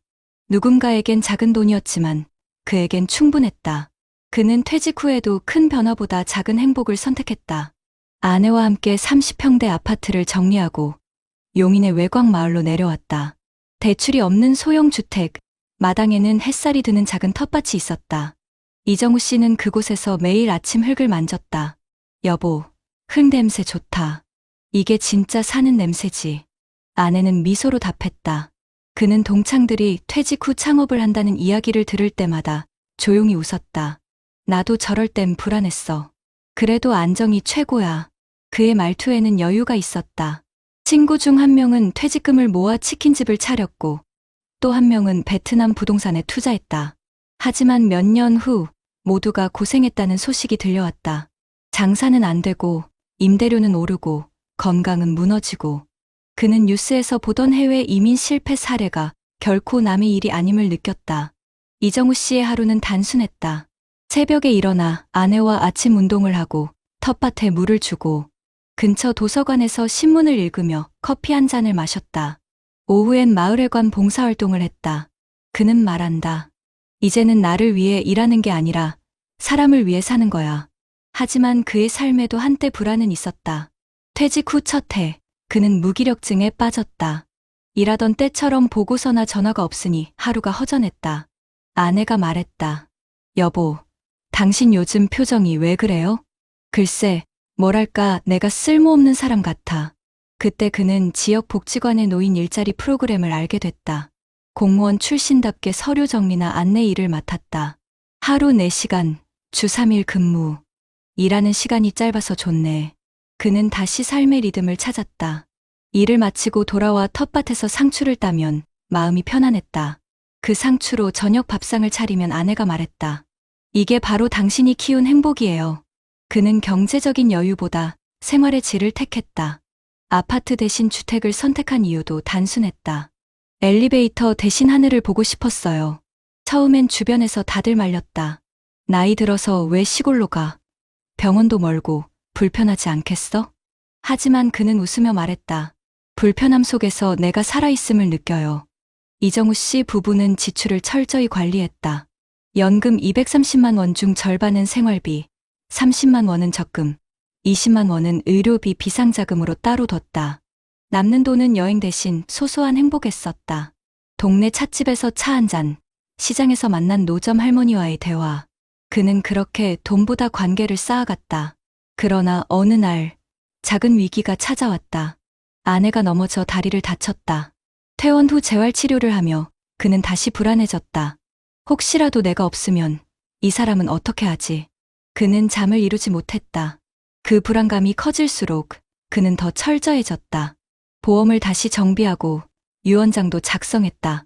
하지만 그런 준비보다 더 중요한 게 있었다. 그는 아내와 함께 노후 생활 계획 노트를 썼다. 식비, 공과금, 건강관리, 취미, 인간관계까지 모든 걸 기록했다. 이건 돈보다 우리 마음의 지도야. 그는 웃었다. 어느 봄날 그는 은행 창구에 앉아 있었다. 직원은 연금 자동이체 통장을 건네며 말했다. 요즘 어르신들 연금 통장 잘못 관리해서 보이스피싱 많이 당하세요. 그는 조용히 고개를 끄덕였다. 그리고 집으로 돌아오며 생각했다. 이젠 돈이 아니라 지켜야 할 삶이 있는 거야. 그날 오후 햇살이 마당을 비췄다. 텃밭에는 초록빛 상추가 자라고 있었다. 아내가 그를 불렀다. 여보, 저 상추 보세요. 어제보다 훨씬 커졌죠? 그는 미소 지으며 말했다. 우리 인생도 그래요. 욕심을 버리니까 천천히 자라네요. 그의 손끝엔 세월의 주름이 가득했지만 눈빛은 단단했다. 그는 이제 불안이 아니라 감사를 심고 있었다. 퇴직금을 잃지 않았고 불안에 흔들리지 않았으며 무엇보다 자신의 속도를 지킨 사람. 그가 바로 지금 행복한 노후를 살아가는 이유였다. 그해 여름, 용인에는 유난히 비가 많았다. 며칠 동안 내린 비로 텃밭은 흙탕물에 잠겼고 상추 잎은 다 쓰러졌다. 아내는 창문 너머를 보며 말했다. 여보, 다 망가졌네요. 이정우 씨는 잠시 말이 없었다. 그에게 그 텃밭은 단순한 땅이 아니라 노후의 자존심이었다. 괜찮아. 다시 심으면 되지. 그는 빗속으로 나가 장화를 신고 땅을 고르기 시작했다. 손에 묻은 흙이 미끄러졌지만 눈빛은 단단했다. 며칠 뒤 텃밭의 흙은 다시 제자리를 잡았다. 그는 젖은 손으로 씨앗을 심으며 말했다. 인생도 그래. 망가졌다고 끝나는 게 아니야. 그날 밤 아내가 다가와 조용히 그의 등을 닦아줬다. 당신은 참 강한 사람이에요. 다들 은퇴 후 무너진다고 하던데 당신은 더 단단해졌네요. 그는 웃었다. 이제야 알겠어요. 노후는 돈보다 마음이 부자인 사람이 버티는 거예요. 가을이 되자 텃밭은 다시 초록빛으로 물들었다. 상추, 고추, 방울토마토가 자라났다. 이웃들과 나누며 웃음이 많아졌다. 아저씨, 상추 맛있어요. 고맙다. 많이 먹어라. 그는 예전 직장에서 받지 못했던 감사 인사를 마을 사람들에게서 매일 들었다. 하지만 행복은 늘 고요하게만 오지 않았다. 그해 겨울, 아내의 병이 재발했다. 무릎 인공관절 수술을 받아야 했다. 수술비는 예상보다 컸지만 그는 흔들리지 않았다. 그가 미리 준비해둔 의료비 통장에서 돈을 인출했다. 다행히 준비해둔 돈이 있네. 이럴 때 쓰려고 모은 거잖아. 그는 병실 창문을 닦으며 말했다. 여보, 당신 걱정하지 마요. 우린 이미 계획이 있었잖아요. 아내는 그의 손을 꼭 잡았다. 이래서 당신이랑 결혼하길 잘했어요. 수술은 잘 끝났다. 퇴원 후 그는 직접 아내의 재활을 도왔다. 매일 아침 운동화 끈을 묶고 천천히 함께 걸었다. 손을 잡은 두 사람의 그림자가 인도를 따라 길게 늘어졌다. 여보, 당신 손 따뜻하네요. 이제야 여유롭게 잡을 수 있네. 그 말 속에는 40년 부부의 세월이 녹아 있었다. 재활이 끝난 그해 봄, 부부는 함께 텃밭에 섰다. 햇살이 부드럽게 내려앉았고 이정우 씨의 손끝에서 흙 냄새가 피어올랐다. 그는 중얼거렸다. 이 흙 냄새 참 좋다. 내가 살아있다는 증거 같아. 그때 마을 이장이 다가왔다. 이 선생님, 혹시 마을 노인회에 나가보시겠어요? 다들 당신처럼 활력 있는 분이 필요하다고 해서요. 그는 잠시 생각하다가 미소 지었다. 도움이 된다면야 영광이죠. 그는 마을 노인회에서 회계와 기록을 맡았다. 수십 년의 행정 경험이 빛을 발했다. 노인 일자리 지원금, 지역 축제 예산 등을 꼼꼼히 정리하며 사람들에게 존경을 받았다. 이정우 어르신이 오시고 나서 마을이 달라졌어요. 그 말을 들은 날, 그는 조용히 고개를 숙였다. 누군가에게 필요하다는 게 이렇게 행복한 일이었나. 시간은 흘러 2025년 봄, 그의 집 작은 정원에는 노랗게 핀 유채꽃이 흔들리고 있었다. 아내는 텃밭 옆 평상에 앉아 손자와 딸기를 나눠 먹고 있었다. 손자가 물었다. 할아버지, 이건 어디서 사셨어요? 그는 웃었다. 할아버지가 키운 거야. 우리 집은 슈퍼가 아니라 정원에서 사는 집이거든. 모두가 웃었다. 그 순간 바람이 불었고 노랗게 핀 유채꽃이 흔들렸다. 그는 하늘을 올려다보며 속삭였다. 이게 바로 내가 꿈꾸던 은퇴야. 이정우 씨는 여전히 연금으로 살아간다. 매달 230만 원, 넉넉하진 않지만 부족하지도 않다. 그는 말한다. 돈은 줄 수 있지만 시간은 살 수 없잖아요. 이 시간만큼은 누구에게도 빼앗기고 싶지 않아요. 그의 하루는 소박하지만 단단했다. 아침엔 텃밭, 낮엔 봉사활동, 저녁엔 아내와 라디오를 들으며 차를 마신다. 어떤 날은 친구들과 등산을 가고 어떤 날은 혼자 동네 도서관을 찾는다. 하지만 그에게 가장 행복한 시간은 언제나 같다. 아내가 웃을 때 그게 나의 월급이에요. 밤이 깊어질수록 이정우 씨의 집은 조용히 빛났다. 흙냄새와 차향기, 그리고 오래된 두 사람의 웃음소리가 함께 섞여 있었다. 누군가 그에게 물었다. 선생님, 행복은 어디에서 오는 걸까요?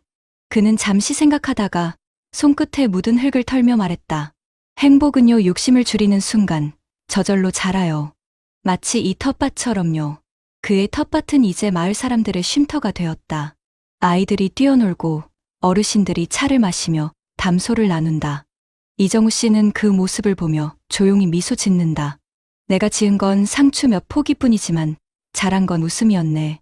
그는 더 이상 해외의 따뜻한 바다를 부러워하지 않는다. 그의 바다는 이제 마당의 흙 위에 있었다. 흙은 말랐다가도 다시 촉촉해지고 계절이 바뀌어도 다시 살아난다. 그것이 그의 삶이었고 그의 신념이었다. 이정우 씨의 이야기는 이렇게 끝난다. 그는 거창한 성공도 큰 재산도 없지만 매일 아침 자신이 심은 상추에 물을 주며 속삭인다. 오늘도 살아있다는 게 감사하다. 그리고 이 이야기를 들은 많은 60대, 70대 시청자들이 조용히 고개를 끄덕였다. 그래, 저렇게 사는 게 진짜 행복이지. 여러분, 이제 현실을 숫자로 한번 들여다볼까요? 이정우 씨처럼 작지만 안정된 삶을 지키는 사람과 정혜수 씨처럼 불안한 꿈을 줬다. 무너지는 사람의 차이. 그 차이는 결국 데이터가 말해주는 노후의 구조에서 시작됩니다. 먼저 대한민국의 전체 고령층 통계를 보면 2025년 기준으로 65세 이상 인구는 전체 인구의 23.5%를 넘어섰습니다. 통계청이 발표한 자료에 따르면 노인 10명 중 4명 이상이 여전히 일을 하고 있고 그중 절반은 생계비 때문이라고 답했습니다.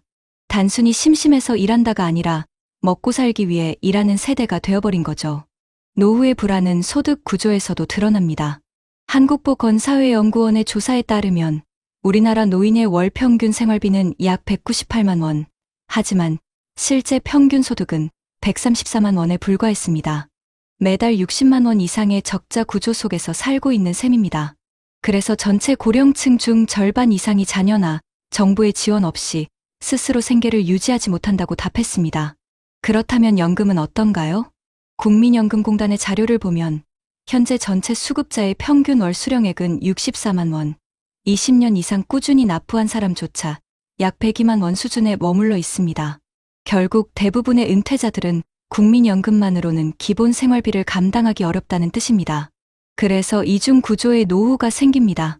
누군가는 국민연금에 더해 개인연금, 퇴직연금, 적금을 통해 복수의 안전망을 만들어 두지만 누군가는 국민연금 하나에만 의존한 채 노후를 맞이합니다. 그리고 이 둘의 격차는 60대 이후부터 폭발적으로 벌어지기 시작합니다. 우리나라의 노인 빈곤율은 약 38.9%로 주요 선진국 평균의 3배에 달합니다. 특히 소득 상위 20%와 하위 20%의 노후 생활비 격차는 무려 5배 가까이에 이릅니다. 한마디로 은퇴 이후의 삶은 준비한 만큼 산다는 공식이 그대로 현실이 된 것입니다. 이런 현실은 해외 이민의 환상을 키우기도 했습니다. 조사에 따르면 50대 이상 성인 10명 중 3명이 은퇴 후 해외 이주를 고려한 적이 있다고 답했습니다. 이유는 대부분 비슷합니다. 물가가 싸서, 날씨가 좋아서, 한국 사회가 너무 빠르게 돌아가서. 하지만 실제로 떠난 사람들의 60% 이상이 3년 이내 귀국했다고 합니다. 그 이유는 의료비, 생활비, 언어 장벽, 외로움이었습니다. 해외의 낮은 물가는 환율과 수입이 없는 노년층에게 결코 낮지 않았던 겁니다. 또 하나 흥미로운 통계가 있습니다. 노년층이 느끼는 삶의 만족도는 소득보다 사회적 관계가 훨씬 큰 영향을 미친다고 합니다. 즉, 연금이 많다고 무조건 행복한 게 아니라 대화할 사람, 함께 밥 먹을 사람, 도움을 주고받는 관계가 있는지가 진짜 삶의 질을 결정한다는 거죠. 이건 앞서 말씀드린 두 사례, 정혜수 씨와 이정우 씨를 완벽히 설명해주는 대목이기도 합니다. 우리나라에서도 비슷한 결과가 있습니다. 연구 결과에 따르면 퇴직 후에도 정기적으로 모임에 참여하거나 자원봉사를 하는 사람은 그렇지 않은 사람보다 우울증 발생률이 절반 가까이 낮고 건강 수명은 평균 4년 이상 더 길었다고 합니다. 즉, 단순히 돈이 있는 노후보다 사람이 있는 노후가 건강과 정신의 안정 모두를 지켜준다는 사실이 이미 증명된 것입니다. 경제적인 측면에서도 흥미로운 변화가 보입니다. 조사 결과에 따르면 은퇴 이후에도 근로소득이 있는 사람의 평균 순자산 감소율은 연 3%대. 하지만 근로 없이 저축만 사용하는 가구의 자산 감소율은 2배 이상 높은 7%대로 나타났습니다. 즉, 완전한 은퇴보다 일정 수준의 사회활동이나 일자리를 유지하는 것이 노후 자산을 2배 이상 오래 유지하게 만든다는 이야기입니다. 이건 단순히 돈을 더 버는 게 아니라 돈을 덜 쓰는 구조로 바뀌기 때문입니다. 사람이 사회와 연결돼 있을 때 소비는 더 신중해지고 삶의 의미가 커지기 때문이죠. 또 하나 주목할 부분이 있습니다. 연금 소득과 삶의 만족도 관계를 분석한 연구에서는 연금 수령액이 일정 수준을 넘어서면 그 이후엔 소득보다 건강과 가족 관계가 행복도에 더 큰 영향을 미친다고 밝혔습니다. 연금 150만 원 이상을 받는 사람 중에서도 가족과 단절된 노인의 행복지수는 100만 원 이하를 받는 노인보다 낮게 나타났습니다. 즉, 돈은 행복의 전제 조건일 뿐, 완성은 관계가 만든다는 결론입니다. 이 모든 통계는 결국 하나의 메시지를 말합니다. 노후의 진짜 격차는 돈의 크기가 아니라 준비의 방향에서 생긴다는 것입니다. 정혜수 씨처럼 단기적 탈출구로 해외를 선택한 사람은 결국 구조적 불안을 만났고, 이정우 씨처럼 연금과 공동체를 기반으로 현실을 다진 사람은 안정된 삶을 누렸습니다. 그리고 지금도 대한민국 60대, 70대의 대부분이 노후 준비가 충분하지 않다고 느끼고 있습니다. 하지만 희망은 있습니다. 이 수많은 데이터가 보여주는 건 단 하나. 노후의 불안은 거대한 운명이 아니라 지금의 선택으로 바꿀 수 있는 생활 습관의 문제라는 사실입니다. 이제 여러분이 가장 궁금한 부분이죠. 그래서 우리는 지금부터 뭘 해야 할까요? 앞선 이야기 속 정혜수 씨처럼 무계획한 선택으로 후회하지 않으려면, 그리고 이정우 씨처럼 현실 속에서 작지만 확실한 행복을 만들고 싶다면, 이제부터는 구체적인 길을 함께 살펴보겠습니다. 먼저 정부와 각 지자체에서 이미 시행 중인 노후 안정 지원 정책부터 볼까요? 지금 대한민국의 많은 시군구에서는 고령층 생활안정 종합계획을 통해 기초연금, 근로공공형 일자리, 주거돌봄 지원을 확대하고 있습니다. 2025년 기준 정부는 기초연금 지급 대상을 확대해 소득 하위 70% 어르신에게 월 40만 원 수준을 지급하고 있으며, 기초연금 수급자 중에서도 단독 가구 고령자 가구에는 에너지 바우처, 교통비, 의료비 감면 혜택이 함께 주어집니다. 또한 서울, 부산, 광주, 대구 등 광역시는 각각 지역 특성에 맞는 노후 안심 프로젝트를 운영하고 있습니다. 서울시는 찾아가는 어르신 돌봄 매니저 사업을 통해 1인 노인을 직접 방문해 건강, 식사, 약 복용을 점검하고, 부산시는 50대, 60대 신중년 전환 지원센터를 만들어 재취업과 사회공헌 일자리를 연결하고 있습니다. 광주광역시는 인생이모 작지원센터를 통해 은퇴자 대상의 재교육, 창업 멘토링, 건강관리 프로그램을 동시에 제공합니다. 이런 정책들은 단순한 복지가 아니라 은퇴 이후에도 사회와 연결될 수 있는 구조를 만드는 일입니다.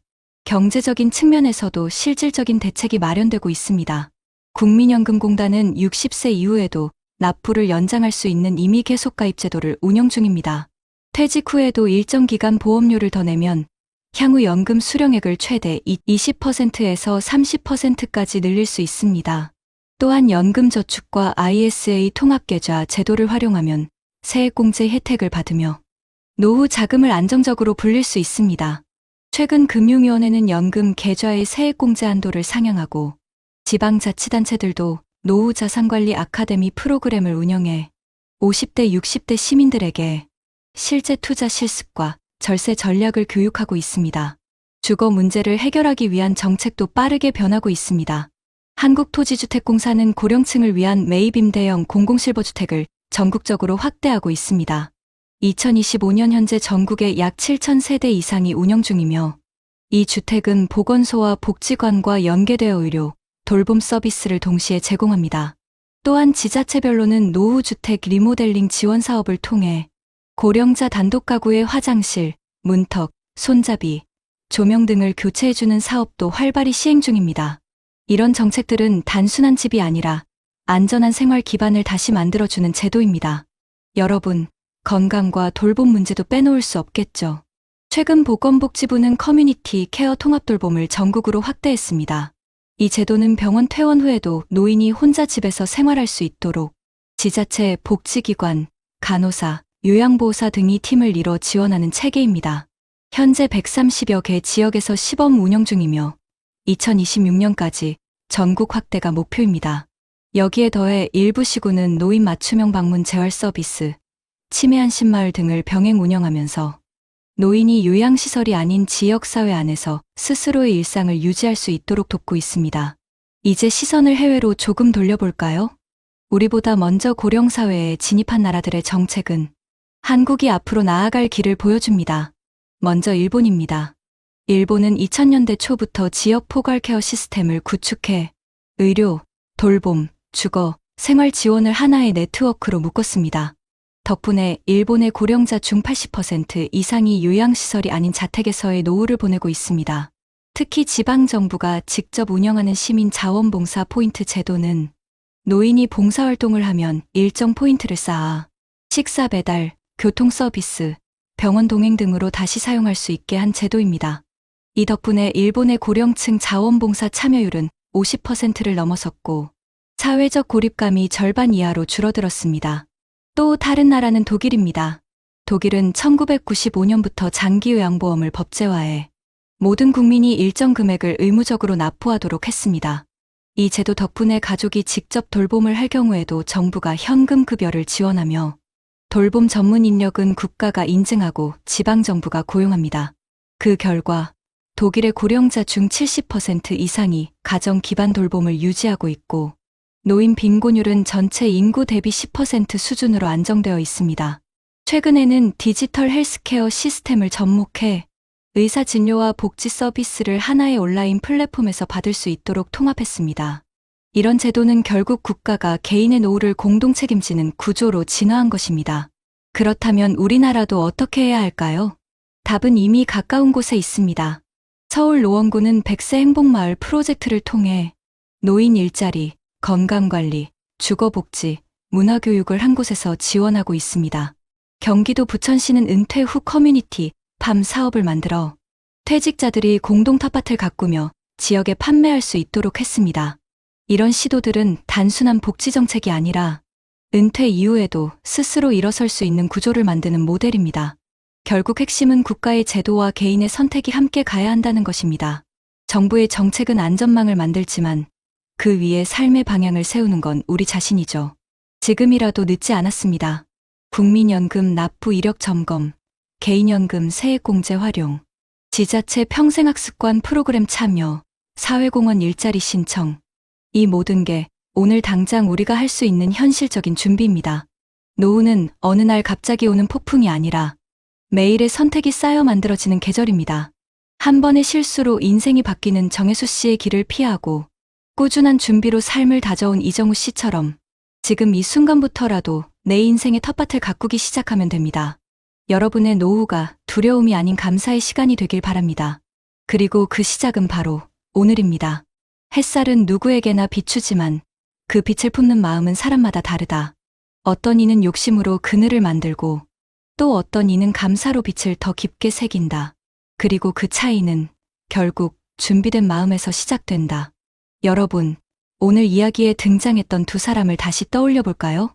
정혜수 씨, 평생 일하며 모은 퇴직금 1억 원을 들고 새로운 인생을 찾겠다며 낯선 땅으로 떠났던 남자. 그곳에서 그가 만난 건 자유가 아니라 고독과 후회였습니다. 전기세 한 장, 물값 한 통 앞에서 무너진 그의 일상은 결국 행복은 장소가 아니라 태도에 달려 있다는 사실을 우리에게 말해주었죠. 반면 이정우 씨는 같은 나이였지만 전혀 다른 선택을 했습니다. 그는 떠나지 않았습니다. 멀리서 찾는 행복 대신 가까운 일상 속에서 자신만의 작은 천국을 만들어갔죠. 퇴직금 대신 시간의 가치를 믿었고 돈보다 관계를 지켰습니다. 텃밭의 흙을 만지며 오늘도 살아있어서 감사하다고 말할 수 있었던 사람. 그는 화려하진 않았지만 단단했습니다. 외로움 대신 온기가 있었고 불안 대신 평온이 있었습니다. 두 사람의 이야기는 마치 인생의 거울 같습니다. 우리가 젊을 땐 다들 정혜수 씨처럼 꿈꾸죠. 더 좋은 집, 더 따뜻한 나라, 더 많은 돈. 하지만 결국 인생의 마지막 장에서는 이정우 씨처럼 나를 지켜주는 사람, 함께 웃을 수 있는 하루를 원하게 됩니다. 우리는 결국 사랑과 온기로 돌아갑니다. 이제 질문을 드릴게요. 여러분은 지금 어떤 길 위에 서 있나요? 계획 없이 떠나려는 길인가요? 아니면 천천히 다듬어가는 길인가요? 행복은 크고 대단한 성취에서 오는 게 아닙니다. 그저 하루의 밥상에 감사할 줄 알고 곁에 있는 사람의 손을 잡을 줄 알 때, 그때 비로소 찾아옵니다. 많은 분들이 이렇게 말하죠. 이제 늦었어요. 이미 다 지나갔어요. 하지만 아닙니다. 행복은 인생의 초반이 아니라 마지막에 완성되는 그림입니다. 그림의 색은 지금부터 다시 칠할 수 있습니다. 연금 하나라도 더 준비하고 건강검진을 미루지 않고 이웃에게 따뜻한 인사 한마디를 건네는 그 순간부터 우리의 노후는 조금씩 달라집니다. 우리가 정말 배워야 할 건 돈을 버는 방법이 아니라 삶을 지키는 방법입니다.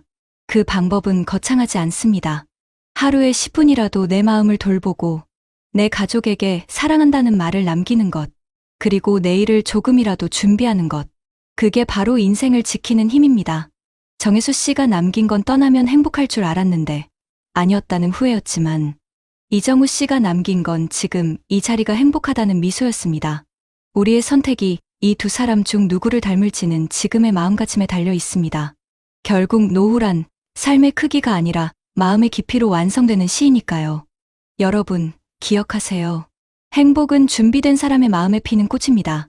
그 꽃은 바다 건너 어딘가에 있지 않습니다. 지금 여러분이 사는 집의 작은 창문, 밥 짓는 냄새가 퍼지는 부엌, 함께 웃는 가족의 얼굴 속에 이미 피어 있습니다. 오늘 이 이야기가 누군가에게는 늦은 깨달음이 아니라 지금이라도 시작할 수 있는 용기가 되길 바랍니다. 그리고 부디 여러분의 인생이 마지막까지 따뜻한 계절로 남길 바랍니다. 끝까지 들어주셔서 고맙습니다. 당신의 노후가 시처럼 아름답게 완성되길 바랍니다. 하루에 200만 원씩 벌어다 주던 아내. 지금은 전화 상담 알바로 겨우 생계를 이어갑니다. 그런데 더 무너진 건 남편의 신뢰였습니다. 그 마음이 돌아서 버렸다는 거죠. 여러분, 혹시 한 사람의 선택 하나가 가족의 삶을 완전히 무너뜨리는 걸 보신 적 있나요? 인천에서 보험 설계사로 일하던 55세 김영숙 씨는 3년 전 주변 친구들의 말에 솔깃해졌습니다. 이건 무조건 올라간다는 말에 퇴직금과 적금 7천만 원을 모두 코인 투자에 넣었습니다. 처음엔 기적 같았죠. 넉 달 만에 3억 가까이 수익을 냈습니다. 그래서 본업도 그만두고 대출까지 받아 투자에 올인했는데 결국 1억 넘는 빚만 남기고 계좌는 텅 비었습니다. 그날 이후 남편과의 관계도 달라졌습니다. 매달 310만 원씩 생활비를 건네는 아내에게 남편은 말합니다. 왜 아직도 똑같은 금액만 주냐고. 나는 지금도 적자라고. 서로의 말이 부딪히고 감정은 쌓이고 부부는 이제 함께 사는 사람이 아닌 각자 사는 사람이 되어갑니다. 여러분은 어떠신가요? 혹시 지금도 말 못할 경제적 후회, 그리고 감정의 골이 있진 않으신가요? 오늘 이 영상에서는 단순한 투자 실패가 아닌 그 이후 침묵과 오해, 그리고 무너진 신뢰가 어떤 파국을 만드는지 다뤄보려 합니다. 이미 수많은 시청자들이 이 이야기에서 눈물을 흘렸습니다. 놓치시면 당신의 삶도 같은 길을 걸을지 모릅니다. 본격적인 영상 시작 전에 구독과 좋아요는 영상 제작에 정말로 큰 힘이 됩니다. 또한 오늘의 영상에는 위에 말씀드린 내용과 관련된 대한민국에서 일어나고 있는 비참한 사례 한 가지와 그와 반대되는 사례를 소개해드리겠습니다. 여러분들이 다 들어보시고 어느 쪽이 내가 원하는 노후의 인생인지 생각해보시는 시간이 되시기 바라겠습니다. 여러분, 혹시 이런 이야기 들어보신 적 있으신가요? 서울 구로구에 거주하는 예순한 살의 정혜자 씨는 지난해 봄 갑작스레 직장을 그만두게 됐습니다. 30이 넘은 자녀 둘은 독립하지 못한 채 집에 머물고 있었고 남편 역시 몇 해 전 건강 문제로 일을 그만둔 상태였습니다. 정 씨는 가족의 생계를 책임지고 있었고 퇴직 후에도 무언가를 하지 않으면 안 된다는 절박함에 시달리고 있었습니다. 그러던 어느 날 오랜만에 연락 온 중학교 동창이 그녀에게 전화를 걸었습니다. 요즘엔 부동산 경매가 대세야. 잘만 하면 월급쟁이보다 더 벌 수 있어. 처음엔 반신반의했지만 지인이 직접 보여준 수익 인증 사진들과 나도 작년에만 5천만 원 벌었어라는 말에 마음이 흔들리기 시작했죠. 정혜자 씨는 결국 노후를 위한 준비라는 명분으로 은행에 가서 퇴직금 3,500만 원을 해지했습니다. 처음 낙찰받은 물건은 경기도 외곽의 오래된 원룸 건물이었습니다. 명도 과정에서 문제가 있었고 세입자는 쉽게 나가지 않았습니다. 이 과정에서 법률 대리인을 선임하고 명도 소송을 진행하느라 1천만 원 이상이 추가로 들었습니다. 결국 첫 투자에서 큰 수익은커녕 오히려 손실만 본 채 끝났습니다. 하지만 정 씨는 멈추지 않았습니다. 이번엔 상가 경매야. 수익률이 훨씬 높아. 주변에서 말리는 목소리가 있었지만 그녀는 이 길밖에 없다는 확신에 사로잡혀 있었습니다. 두 번째 투자에는 대출까지 동원됐습니다. 신용대출로 5천만 원을 추가로 마련해 수도권 소형 상가에 입찰을 넣었습니다. 낙찰은 성공했지만 상권이 죽은 지역이라 공실이 계속됐고 월세는 한 푼도 들어오지 않았습니다. 그런데 매달 원리금 상환은 어김없이 찾아왔습니다. 한 달에 45만 원씩 빠져나가는 이자가 정 씨의 숨통을 조여오기 시작했습니다. 남편과의 갈등은 이때부터 본격화됐습니다. 남편은 정 씨가 투자 사실을 숨긴 채 통장을 관리했다는 사실을 알고 격분했습니다. 당신이 뭔데 집안 돈을 혼자 결정해? 정 씨는 당신이 벌어온 것도 없잖아. 내가 안 하면 우린 굶어야 돼. 라고 소리쳤습니다. 말다툼은 고성과 울음으로 이어졌고 그날 이후 부부는 식사도 따로 하게 됐습니다. 자녀들도 정 씨를 원망했습니다. 큰아들은 엄마, 그 돈 그냥 놔뒀으면 전세금 보탤 수 있었잖아. 작은아들은 엄마는 왜 항상 자기 방식대로만 해? 라고 말하며 문을 쾅 닫고 나갔습니다. 가족 안에서 정 씨는 점점 외톨이가 되어갔습니다. 밤이면 거실 한켠에서 조용히 눈물을 흘리며 그때 정말 잘못한 걸까? 라는 자책을 되뇌었습니다. 그러던 중 대출 상환 연체가 시작됐고 정 씨의 신용등급은 급격히 하락했습니다. 어느 날에는 전기요금 자동이체가 실패해 단전 경고장을 받았고 통신사에서 휴대폰도 정지시켰습니다.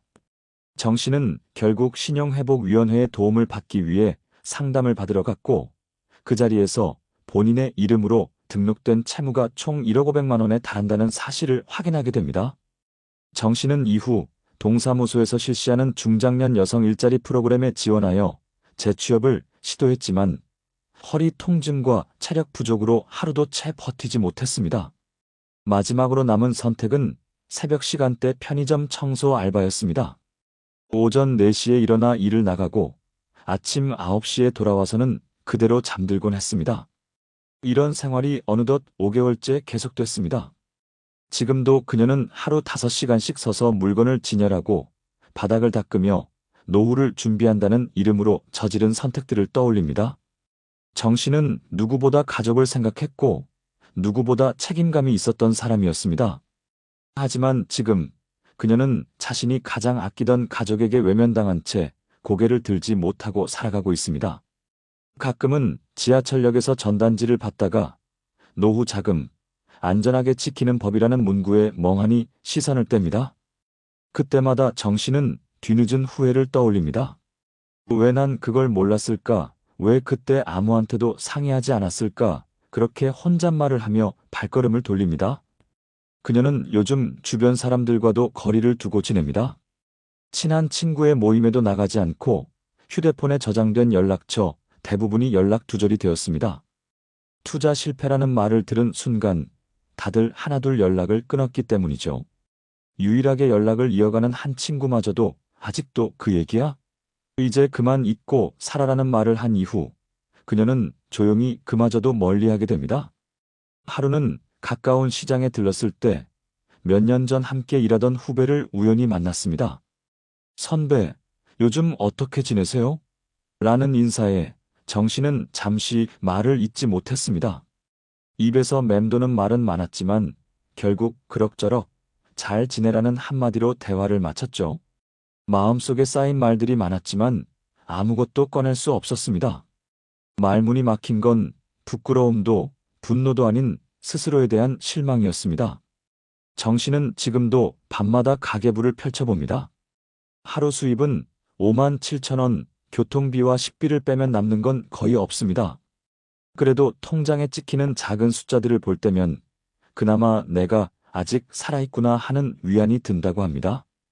그녀는 매일을 버티고 있습니다. 그리고 간절히 바라봅니다. 언젠가는 다시 가족들과 마주 앉아 웃을 수 있는 날이 올 수 있을까? 봄이 와도 그녀의 창문은 늘 닫혀 있습니다.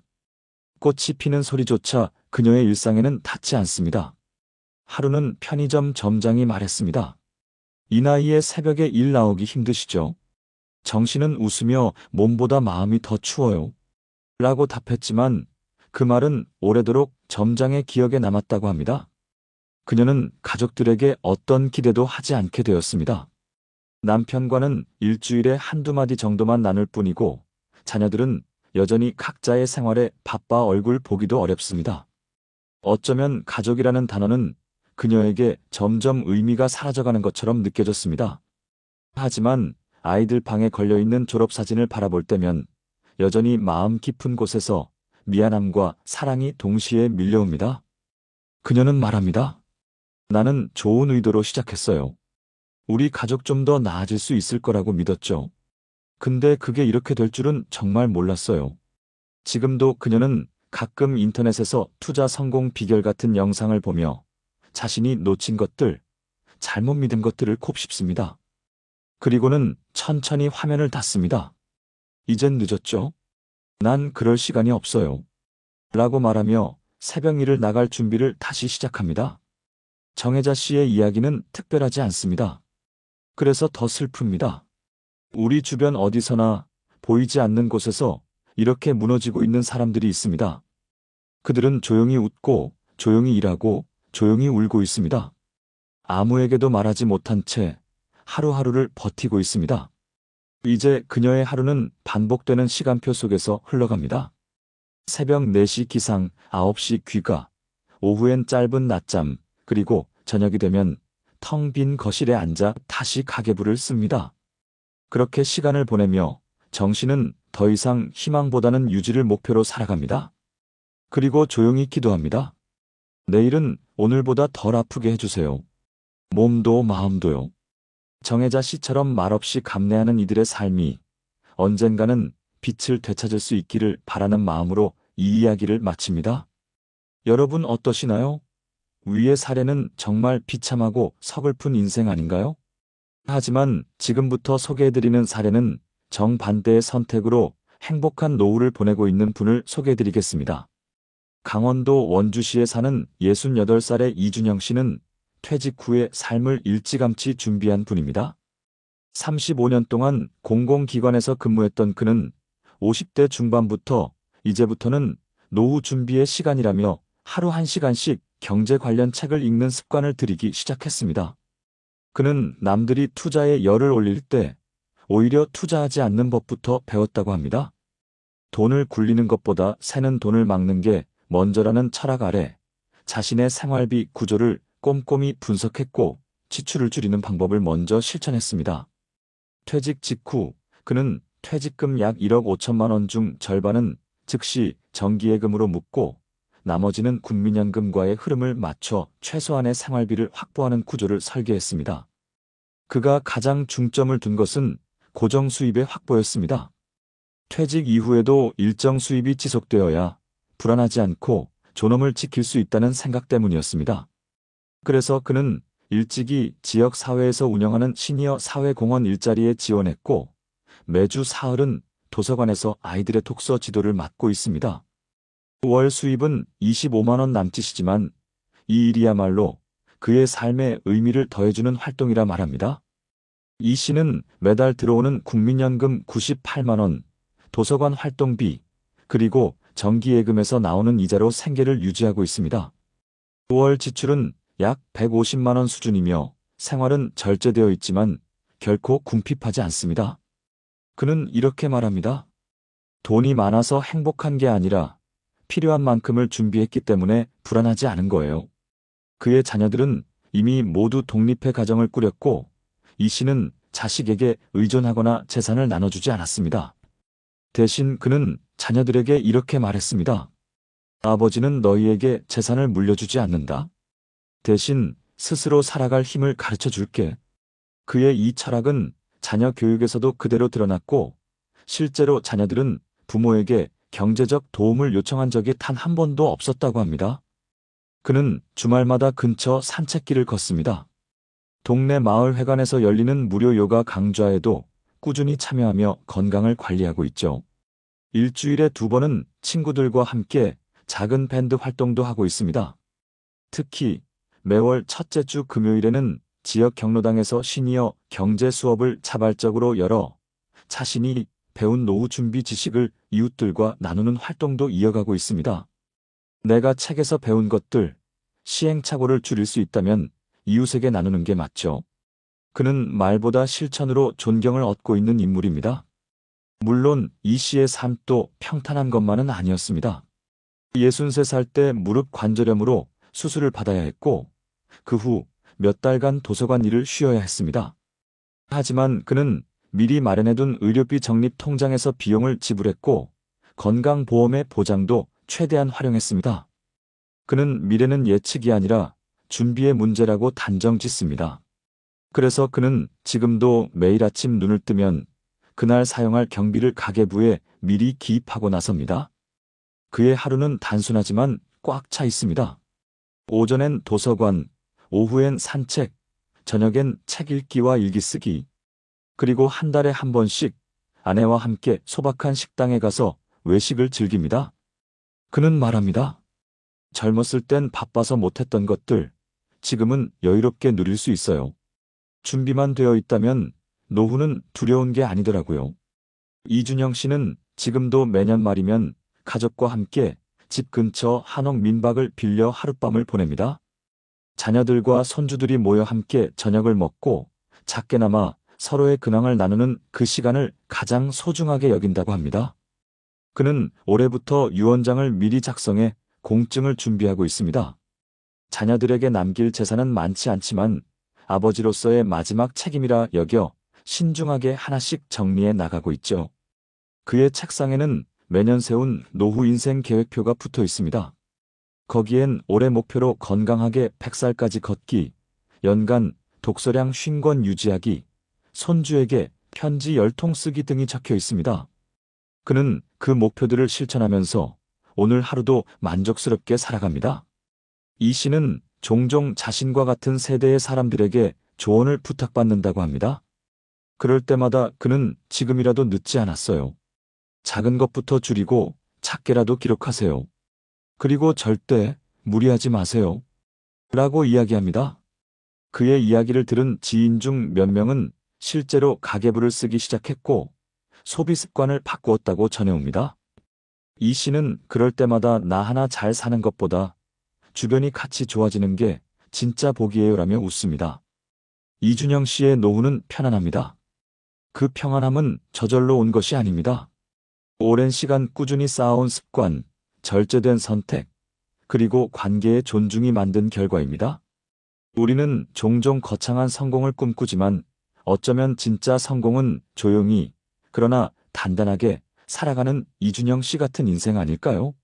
노후 준비 실패가 가정 경제에 미치는 영향은 통계로도 명확하게 드러납니다. 특히 중장년 여성의 경제적 의사결정 실패는 가족 전체의 생계에 직결되는 구조로 나타나고 있습니다. 최근 고령층 가계금융조사에 따르면 대한민국 만 60세 이상 여성의 약 35%는 퇴직 후 자산의 절반 이상을 투자 형태로 운용한 경험이 있으며 그중 절반 이상의 손실을 경험한 것으로 나타났습니다. 특히 투자에 실패한 사례의 상당수는 금융사기 또는 고위험 투자 상품에 대한 정보 부족으로 인한 것이었습니다. 이런 현실은 중장년 여성의 경제적 자립 기반이 여전히 취약하며 투자 실패 이후 대출과 부채 증가, 가족 내 신뢰 상실 등 2차적 문제가 동반된다는 점을 보여줍니다.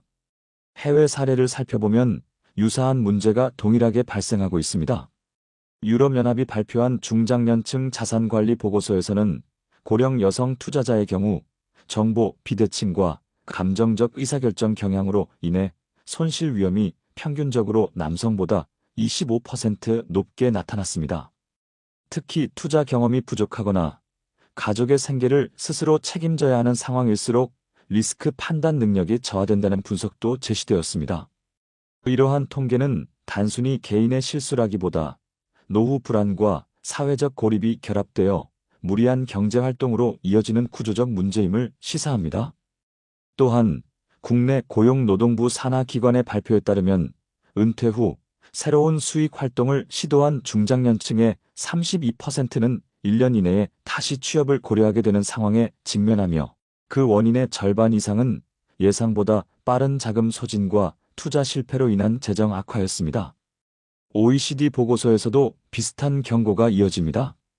퇴직 후 자산 손실을 경험한 고령층 여성의 67%가 향후 10년 내 장기 빈곤 상태에 빠질 가능성이 높다는 분석이 제시되었습니다. 이는 단지 개인의 실패가 아닌 정보 접근성과 재정 교육의 부재에서 기인한 문제로 보입니다. 실제로 한 국내 소비자 단체의 설문조사에 따르면 투자에 실패한 중장년 여성의 약 68%가 처음부터 자녀나 배우자와 상의하지 않았다고 답했습니다. 이는 투자 결정이 단순한 경제적 판단을 넘어 심리적 고립감이나 무언의 책임감에서 비롯되었을 가능성을 보여줍니다. 특히 최근 몇 년 사이 중장년 여성을 대상으로 한 부동산 경매 투자, 가상자산 리딩방 가입, 건강기능식품 판매를 내세운 다단계 투자 사기가 급증하며 이를 통해 수천만 원 이상의 피해를 본 사례도 꾸준히 보고되고 있습니다. 통계청 자료에 따르면 대한민국 60대 이상 인구의 약 47%가 노후 자금이 충분하지 않다고 느끼고 있으며 실제로도 연금 외에 추가 수입이 없는 이들의 평균 자산은 1억 원 이하로 집계되었습니다. 이처럼 복합적인 구조 속에서 살아가는 고령 여성들에게 가장 필요한 것은 단순한 경제 교육이나 수치 정보가 아닐 수 있습니다. 투자 이전에 자신의 재정 상태를 객관적으로 바라보는 훈련, 정기적인 재무 상담 기회, 그리고 무엇보다 믿고 의지할 수 있는 상담 창구가 절실합니다. 그렇다면 이런 문제를 예방하고 실패 없는 노후를 만들기 위해 우리는 어떤 준비를 해야 할까요? 전문가들은 가장 먼저 혼자 판단하지 않는 습관이 중요하다고 말합니다. 특히 퇴직 이후의 투자 결정은 충동과 불안, 자존감 회복 욕구가 개입되기 쉬워 가족과의 충분한 상의와 제3자의 검토가 반드시 필요하다고 강조합니다. 이를 위해 많은 지자체들이 중장년 및 고령자를 위한 재무상담 프로그램을 운영하고 있습니다.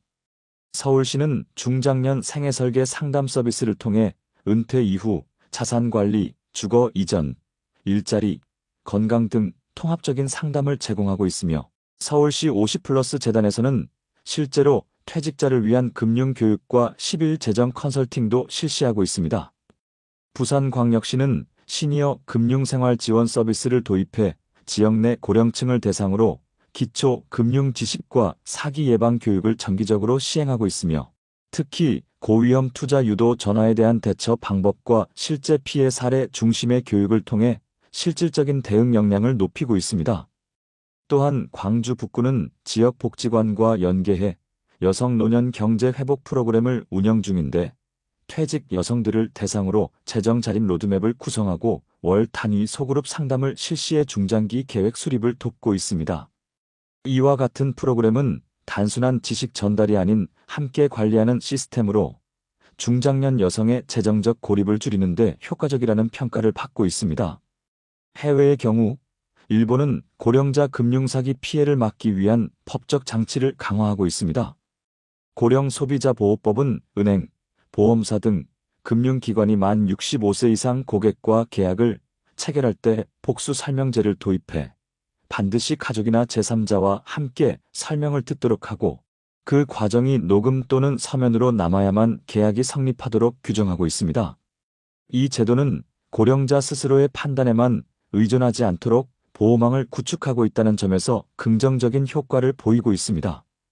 독일 역시 퇴직자 자산보호 협약을 통해 고령자가 재정 결정을 내릴 때 독립 재무상담인을 의무적으로 거치게 하고 그 기록을 추적 가능하게 하여 사전 차단 기능을 강화하고 있습니다. 우리나라에서도 이런 해외 사례를 참고해 일부 지자체에서 시범적으로 도입하고 있는 제도들이 있습니다. 예를 들어 경기도는 시니어 금융보호 체크리스트를 배포해 고령자가 투자나 자금 활용을 계획할 때 체크해야 할 위험 요소를 사전에 점검할 수 있도록 돕고 있습니다. 이 리스트에는 수익률이 비정상적으로 높진 않은가, 본인의 생활비는 충분히 확보되어 있는가, 가족과 상의했는가 등 심리적 재정적 안전장치 항목이 포함되어 있습니다. 또한 전문가들은 정보 접근성을 높이기 위한 공공기관의 플랫폼 개발을 강조하고 있습니다. 현재 보건복지부와 금융위원회는 공동으로 노년기 금융안심 포털을 구축 중에 있으며 이 플랫폼은 고령층을 대상으로 한투자 위험 분석, 소비 패턴 점검, 실시간 사기 사례 알림 기능을 포함할 예정입니다. 향후 이 포털이 활성화되면 디지털 기기 사용이 어려운 어르신들을 위한 오프라인 연계 서비스도 병행될 계획입니다. 이런 노력들은 단기적인 경제적 손실을 줄이는 데서 나아가 장기적으로는 고령자의 자립적이고 안정된 삶을 뒷받침하는 인프라로 기능할 수 있습니다. 실제로 이러한 시스템을 체계화한 국가일수록 고령층의 빈곤율이 낮고 은퇴 이후 삶의 만족도가 높은 경향을 보이고 있습니다. 예를 들어 스웨덴은 공공연금 외에도 고령자를 위한 재정 상담 네트워크를 전국에 균형 있게 배치해 자산 관리, 소비 조절, 사기 대처 등 모든 경제적 문제에 대해 무료로 조언을 받을 수 있도록 하고 있습니다. 또 지역 노인복지센터와 연계해 디지털 금융 교육도 함께 실시하며 고령층의 경제활동을 생존이 아닌 자율의 기반 위에 올려놓고 있습니다. 이러한 흐름은 단지 국가 복지 수준의 문제가 아니라 사회 구성원 전체가 노년을 어떻게 대할 것인가에 대한 집단적 선택의 결과입니다. 우리나라도 이제는 고령화율 증가에 따른 단기 정책을 넘어서 지속 가능한 노년 금융 생태계를 구축할 필요가 있습니다. 중장년 여성은 특히 가족 돌봄과 자녀 교육에 전 생애를 바친 경우가 많기 때문에 정년 이후 처음으로 스스로의 경제를 책임지는 시기를 맞이합니다.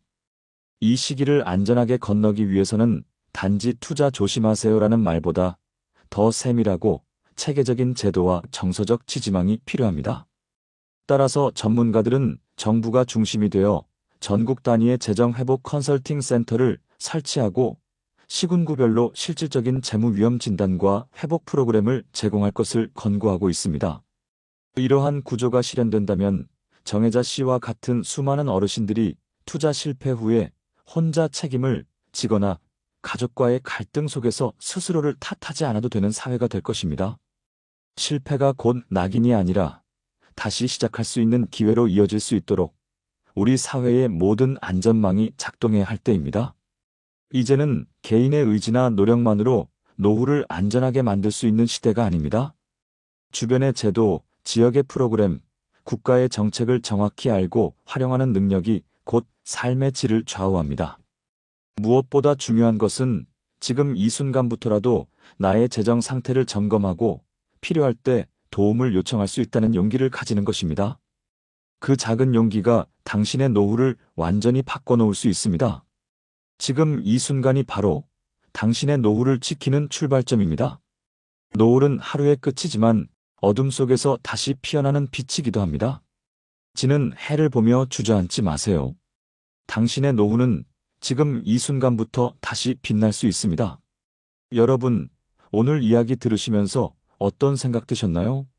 한 사람은 사랑했던 가족의 말만 믿고 퇴직금을 투자하다가 모든 것을 잃었습니다.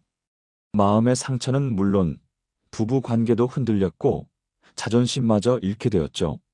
반면 또 다른 사람은 자신을 위한 준비를 포기하지 않았습니다. 남편의 권유에도 자식의 요구에도 먼저 나의 삶을 지켜내는 선택을 했습니다.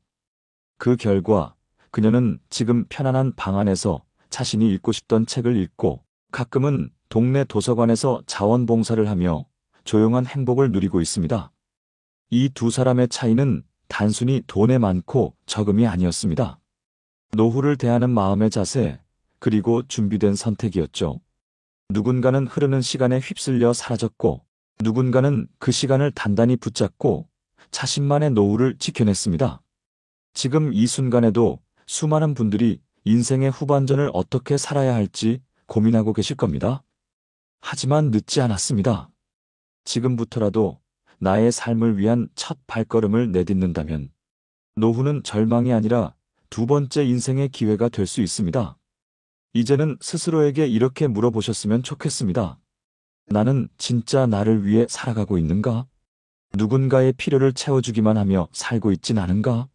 내가 원했던 인생의 모습은 무엇이었을까? 사랑하는 여러분, 당신의 노후는 누구의 것이 아닙니다. 자식의 것도 아니고 배우자의 것도 아니며 세상의 평가에 휘둘릴 이유도 없습니다. 오직 당신 자신의 것입니다. 그러니 이제는 제발 당신을 먼저 생각해 주세요. 당신의 삶이 더 이상 아프지 않도록, 그리고 마지막까지 아름답도록. 오늘 이 영상을 본 지금 이 순간이 당신 인생의 새로운 시작이 될 수 있기를 진심으로 바랍니다. 고맙습니다.